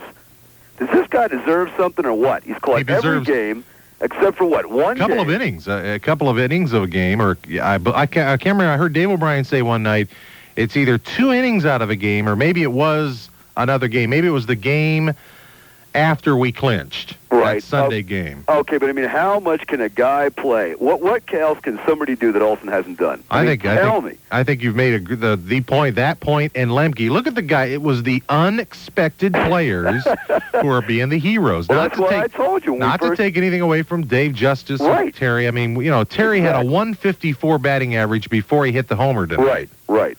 And then when we first talked and went to Pittsburgh, and you were saying, well, Rob, I don't know. It's going to be close. I said, look, I'm telling you. Hold, Rob. Slap me here. Hit me right. No, I'm just. Ow! This is destiny. Ow! This team is destiny. It's going to go all the way. And the reason they're going to go all the way is they had to win tonight. They had to win this game. Yeah, now this is the thing. We're 2-2. If we win tomorrow night... No, they got it tomorrow. I'm telling you, they got it. I'll tell you right now, they're going to coast tomorrow. Okay, does that mean we win the series? Well, I'll tell you why. You're going to win the series, but one big play was made when Lonnie Smith came in tonight and Harper held that ball, which, by the way, was one hell of a play by Harper. What a hit. Unbelievable play by Harper to hold on to that ball. What a hit by Lonnie. Oh, God, yeah, it's like Lawrence Taylor hitting somebody on the Falcons, It was hockey. Yeah, unbelievable. Okay, he held on to that ball, so you got to give it to Harper. But when that run didn't come in, and then Pendleton got tagged out right after that, okay, they came back and won the game still, okay? That team across the other locker room from the Braves is demoralized right now. Because in their mind, they should have won that game. They took everything away from the Braves. Every chance the Braves had to score,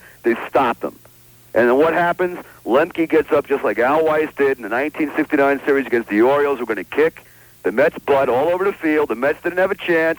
Weiss gets up, ninth inning, 2 outs, bang, nails a home run. The guy didn't home run all year long. Lemke just about nailed it out. Well, I tell you, again, it's like we said earlier, Rob, the unexpected players. And you did, man. For those who weren't listening a couple of weeks ago, this guy calls up, and he talks about the Mets in 69, and he starts drawing the correlation. And I said, Rob, you're really clutching here, but that's okay. I hope you're right. Rob, you call me back Monday night when we got a full show. We'll be sitting here reminiscing over the good old talk days. I love you, brother. Take care, man. Go Braves. Let's do it for the town, huh? All right. That's the phone number. It's 872-0750, 872-0750. And if you're listening to us in one of the 38 states that are probably all Brave states, I mean, you're all Brave states. Only Minnesota's pulling for the Twins. And I bet you there's some Braves fans there, too. You're closet Braves fans. That's what you're in the closet up there in Minnesota. You really haven't. You don't want to come out publicly and say you're for the Braves. So you're closet Braves fans in Minnesota. You can call us toll-free, 1-800-WSB Talk. We had a microphone outside of the window. Right when the game ended, somebody was doing their Sam Kinison impersonation. That's what it sounded like here. Dan on a Bell South Mobile, where the calls, by the way, are free on the Bell South system. You're on AM-750 WSB, Dan. Good thing, brother. Let me tell you something. The Braves and Maylocks, what a team. I got ulcers. I've been to the stadium for every playoff game in World Series. I got an ulcer just sitting there watching my kids. It's all that fine food you're eating, Dan. It's the hot dogs. Let me tell you, these guys got more heart, determination, and drive and chutzpah than any ball team I've ever seen play the game. They never give up. They're down. They come back. They play hard. Yeah. It's just been wonderful. I mean, just been wonderful. Is this what's going to carry us? I think I can't see, Everybody's up. Everybody's optimistic right now. We're 2-2, and this is what I'm afraid of, okay? I'm afraid that if we... And again, I'm just being objective. I'm not sure with Glavine pitching tonight, or tomorrow night, or tonight, if how you want to look at it. Yeah. When Glavine has pitched, our bats haven't been there. Well, I tell you, they realize what they got. Every time they've been in a hole, they've come back and they've won. And I tell you what, you can't overlook the job Mike Stanton has done. He came in. You there? I'm here. Okay, I didn't know it was cut off. No, Look, that's he okay. pitched last night. He came in tonight. He pitched against all the right-handed batters they had. Even he pitched against the book. They should have had a lefty in there. They went with Stanton. He mowed him down. He did the same thing last night. You got to give him a lot of praise. And these guys like Lemke and Olsen, they got a lot of heart. And we'll be there again tomorrow night. We're going to be there again. Let's just suppose here, Dan, for a moment. If we lose tomorrow night, we got to go back to Minnesota down a game. Yeah. Is it possible we can win 2 in Minnesota? If anybody can, this team can. I think you said it right there, my friend. Thank you. It's 12:17 with Wes Minter in the night, right up until 1 o'clock when the Braves play. We stay on with you till 1 a.m. Normally, in fact, we start the full fall schedule starts Monday night at 9 o'clock out of Sports Talk. And we'll be normally 8 to midnight with you with some dynamite shows, including a show real soon. We'll talk with a man who spent the last few weeks with John Lennon. Those are some of the shows we got coming up. Also, an all-rap show. You know how much I can't... it's not that I can't stand it, But I really think rap music is a fad. We're going to talk with some people from Yo MTV Raps hopefully in the next couple of weeks, too. So the 8 to midnight hours are going to be hot here on AM 750 WSB. Atlanta's Morning News with Scott Slade and the AM 750 WSB News team. Start each day with news, weather, and traffic. Plus, business news updates at 13 past the hour. WSB consumer advice expert Clark Howard has special reports at 38 minutes after every hour. Helpful information at the same time each hour. Atlanta's Morning News on AM 750 WSB. Depend on it. I bet you this guy from Indiana is a Braves fan. John Mellencamp. And Wes Minter, AM 750 WSB meteorologist Kirk Mellish calls for things to be cloudy tonight with a low near 63 degrees. Later on today, it's going to be warming up to 75. In fact, the warm temps are on the way back. So is the possibility of some light rain. Morning fog when you get up from... It's bad. People are going home now from either being at the stadium, being at a friend's house, being out, watching the game, whatever. You're now going to be up for about an hour before you get to bed. Then you're going to get up later on this morning to go to work. Be expecting some fog and drizzle in the area, but later on, hopefully just cloudy and a high near 75. Right now, 66 in the city. Jackson, Georgia is where Mike is calling AM 750 WSB. How about these Braves? Man, what's going on over there in the home of the death penalty area? Oh, man, Mike? we just rocking and rolling with that chair, baby. I bet that chair's just buzzing on its own, isn't it? Yeah, buddy. I imagine it's going wide open about now. I tell you, man, these Braves, they're just unbelievable. And the Twins, they're in trouble, man, because our bats have yet to come alive. Somebody said the heart and soul, and I think that's the major, the definitive phrase there is heart and soul. It's the fundamental difference between a team that, frankly, came into this ballpark. I'm talking the Minnesota Twins now. I have nothing against... I like Minneapolis. It's a fine city. It's one of the cleanest cities in the country. I like Minnesota, but I'm going to tell you... Let me finish this point real quick, Rick, or Michael. I'll let you speak. This is the point I'm saying. Minnesota Twins came in here cocky. Yeah. Did you notice when they introduced Herbeck the other night, how he gives that little smug look? Now he can play. I suppose he's trying to be the Darryl Strawberry of the American League. That's okay, all right? But he doesn't match up. And this entire ball club, with the exception perhaps of their coach, TK, who I do respect, they've got this smug, cocky attitude like, hey, man, we had a good record. You guys had to fight to the last. We had it in the basket way before, well, they're learning how baseball's being played. And I really think they're getting an attitude adjustment right now. I'll tell you, they got a good team. I mean, you got to give it to them. But these Braves, I mean, they won't quit. Our tough guys, our middle lineup order, they hadn't been coming through. And look, isn't that the story of the whole season, man? The entire season is when one guy's out, when one side of the batting order is down, the other side kicks in. I'm telling you, it's just unbelievable. Only thing, it seems to me that, not Gant, but Justice, it seems like he's getting a late start on some of these fly balls, does it, do you? Or... Well, because of the slipping and the sliding that's going on, is that what you mean? And just, not getting to the ball, Well, I was waiting for the third night in a row for him not to communicate out in the outfield and drop one tonight, but fortunately, I don't know. It's hard to judge. You got the lights, you got everything else going on out there. We're not there. Yeah. But I will say this: he has redeemed himself with a lot of other things. Thanks, Mike. This is CJ in Blacksburg, Virginia, on AM 750 WSB. Hey, Wes. Hi. Excuse me, I was eating. Well, now, listen, Don Sutton does that on the radio. You can, too. Go right ahead. By the way, let me say this, because I think, we say this all the time, turn the TV volume down and turn up the radio. Now, maybe you can't get it all the time up in Blacksburg, CJ, but down here with Don Sutton, with Skip, with Dave, with Pete, we have got, and I'm not saying that because they're on our radio, we have got the finest play-by-play guys. Right. When Don Sutton does color, I always learn something. And the CBS, Jack Buck's one of the dean sportscasters of all time, been doing it 30-plus years. But I really enjoy, and I actually learn something, and I'm entertained listening to these guys. So when I'm talking about Don, every now and then he'll talk about how he's hungry and everything. I'll hear him eating the peanuts or something like that. So you go right ahead, CJ. Yeah, join the elite club. Great. In fact, that's one of the things I was going to mention later to your producer, but I'll just say it over the air. That you can't say enough about your announcing team. They do a great job. They really do. But a little thing, they kind of, if you just listen to the radio and the TV, seem to call the pitch before it reaches the plate. Well, let me tell you what that is. It's the delay, and I've It's the satellite delay on television. Right. Right. That's all it is. You got. Could y'all put in a little delay? I worked out the exact timing. It's between 45 and 50 hundredths of a second. Is it really? Yeah. CJ? If you could put in that. I've got a little delay machine here. You work that out on your own in between innings or something? What? Well, I've just been adjusting. It's been all the way through the playoffs. Musician. I got a digital delay. Oh, do you? And I can sync it up if I delay the radio by that much. CJ, hold on. Hold on. We're gonna put you on hold here and have a show of hands. How many people like CJ's idea? CJ, do you really want to know the results? Hello? Do you really want to know the results to the little vote I just took? No, you don't. Thanks for the call. Jim in Sugar Hill, you're on AM-750 WSB. What a great night in Atlanta. Man, it is. Oh, I'm sitting here with chill bumps all over just from what's happened tonight. Still? Yeah. The game's been over 40 minutes. Just you're thinking about it. You know, it's the thing about this team, and I think the reason that all of America is getting behind it, except for one area, is That's they have right. There's class. only one state, Minnesota. They've got class, though. You know, the Minnesota came in here.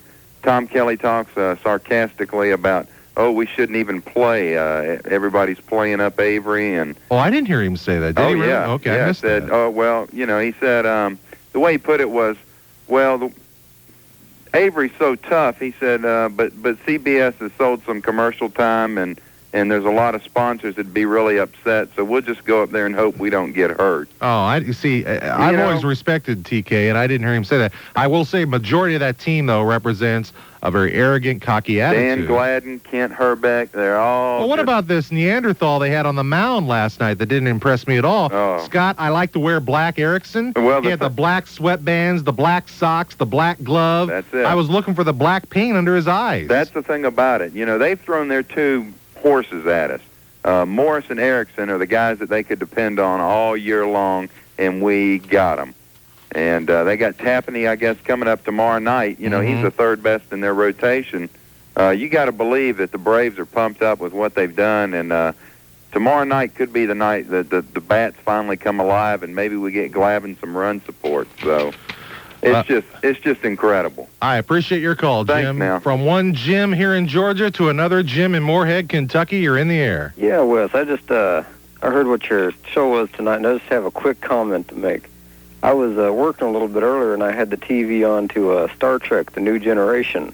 Yes. And they had some people that they had awakened from, back in our time, I guess it was, and they just awakened them in their time. Yes. And one of the comments that one of the guys had made was he was wondering how the Braves were doing. I heard about this show. You heard about that? Somebody called me one day and said there was a special segment of the new Star Trek version that did something on I wonder how the Braves are doing. Yeah, there was one of the guys were commenting to one of the others. He was wondering how the Braves were doing. And that was on tonight? That was on tonight.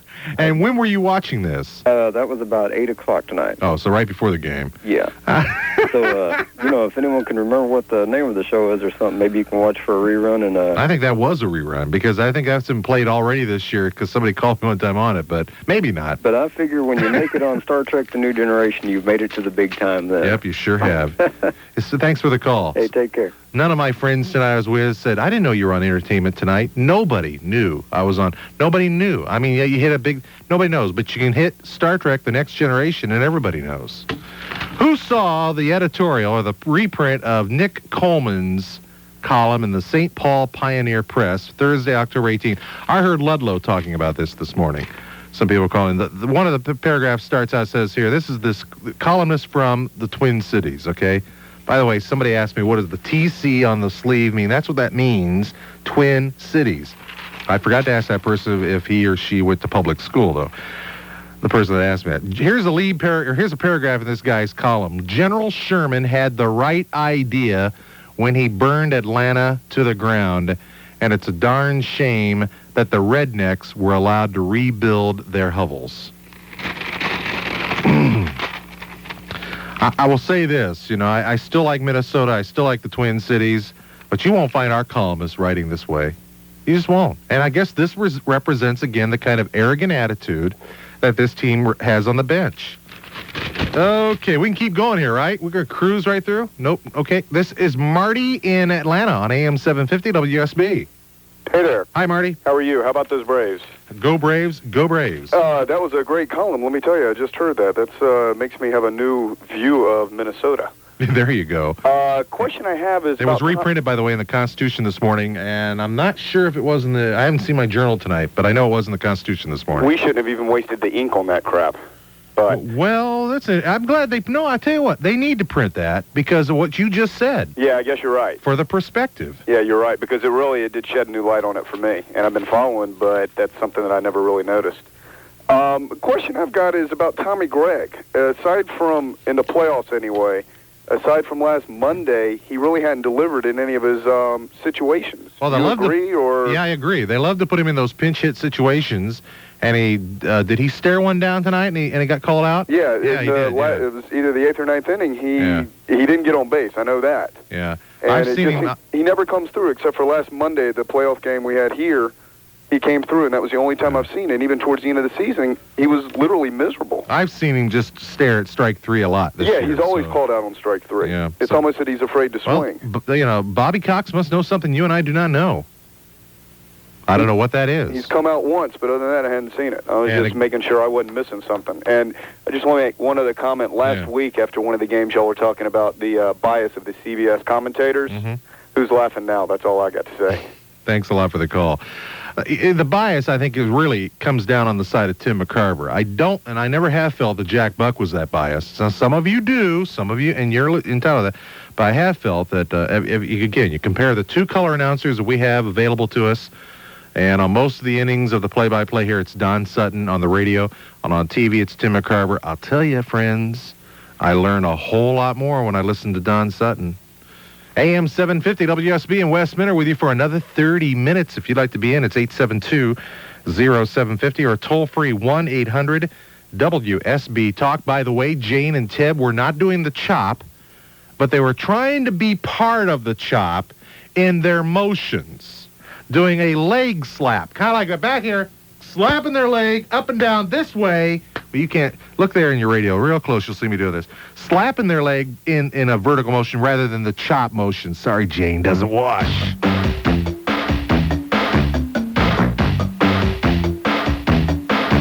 Well, it's sort of a walking thing, but it ain't the stroll. It'll make you look stylish. It'll make you feel bold. If you can dig it, you can dig it all night long. So come on, everybody, now and sing along. Do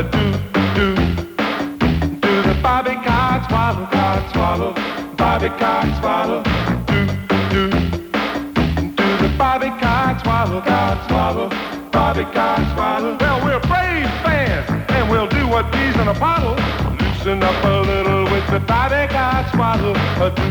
Do the Bobby Cox swallow, Bobby Cox swallow. I saw a pretty woman waddling down the street. I said, hey, sugar mama, what's that beat in your feet? She said, it's the latest craze that I'm here to say. I do the Bobby Cox swallow nearly every day.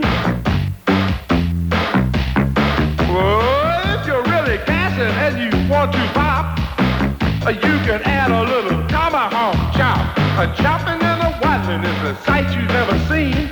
But if you ever see it, it'll make you feel serene. Do the Bobby Cox swallow, chop, Bobby Cox swallow, chop, do the Bobby Cox swallow, chop, Bobby Cox swallow. Well, we're Braves fans, and we'll do what peas in a bottle. Loosen up a little with the Bobby Cox swallow, do the Bobby Cox swallow, chop, Bobby Cox swallow. Wow, cool, man. That's that Bobby Cox waddle. Friends from Cleveland heard that. They wanted to hear that again. 872-0750 or toll-free 1-800-WSB Talk. By the way, in this week's U.S. News and World Report, their database section, which I love, that sidebar stuff, percentage of Americans who believe women have a better life than men. This is a topic for David Paul. In 1975, 28% of Americans thought women have a better life than men. In 1990, it's 22%. Percentage of women who say more money would make life better? 60%. 6 out of 10 women think more money would make life better. And what percent said that an improved sex life would make life better? No, you're right. You jump into conclusions. Only 3% said that an improved sex life would make life better. Ooh, Sandy Springs. Rick, you're in the air. Hi. Hey, how you doing? Just great, man. I'll tell you. The comparison that your viewer was mentioning about the 69 Mets is a valid one. Yes, it is. I came from the North originally and followed that 69 team. And his points about the young pitching, some of the old veterans, and no-name ball players contributing is definitely a valid point. Good analogy. I'll tell you, though, the CBS coverage is pretty poor. I have been listening to WSB for the sound. At least that way I get some relatively decent coverage. And you get a good variety, too, because you're getting Pete, you're getting Dave, you're getting Skip. Oh, you're getting everybody. Don, The only one that CBS has up there that has a semblance of knowing what he's talking about half the time is Ray Knight. He's the only one that's... By the way, while you were bringing that up, I'm remembering they do radio as well with outside of here, their own radio network, and Vin Scully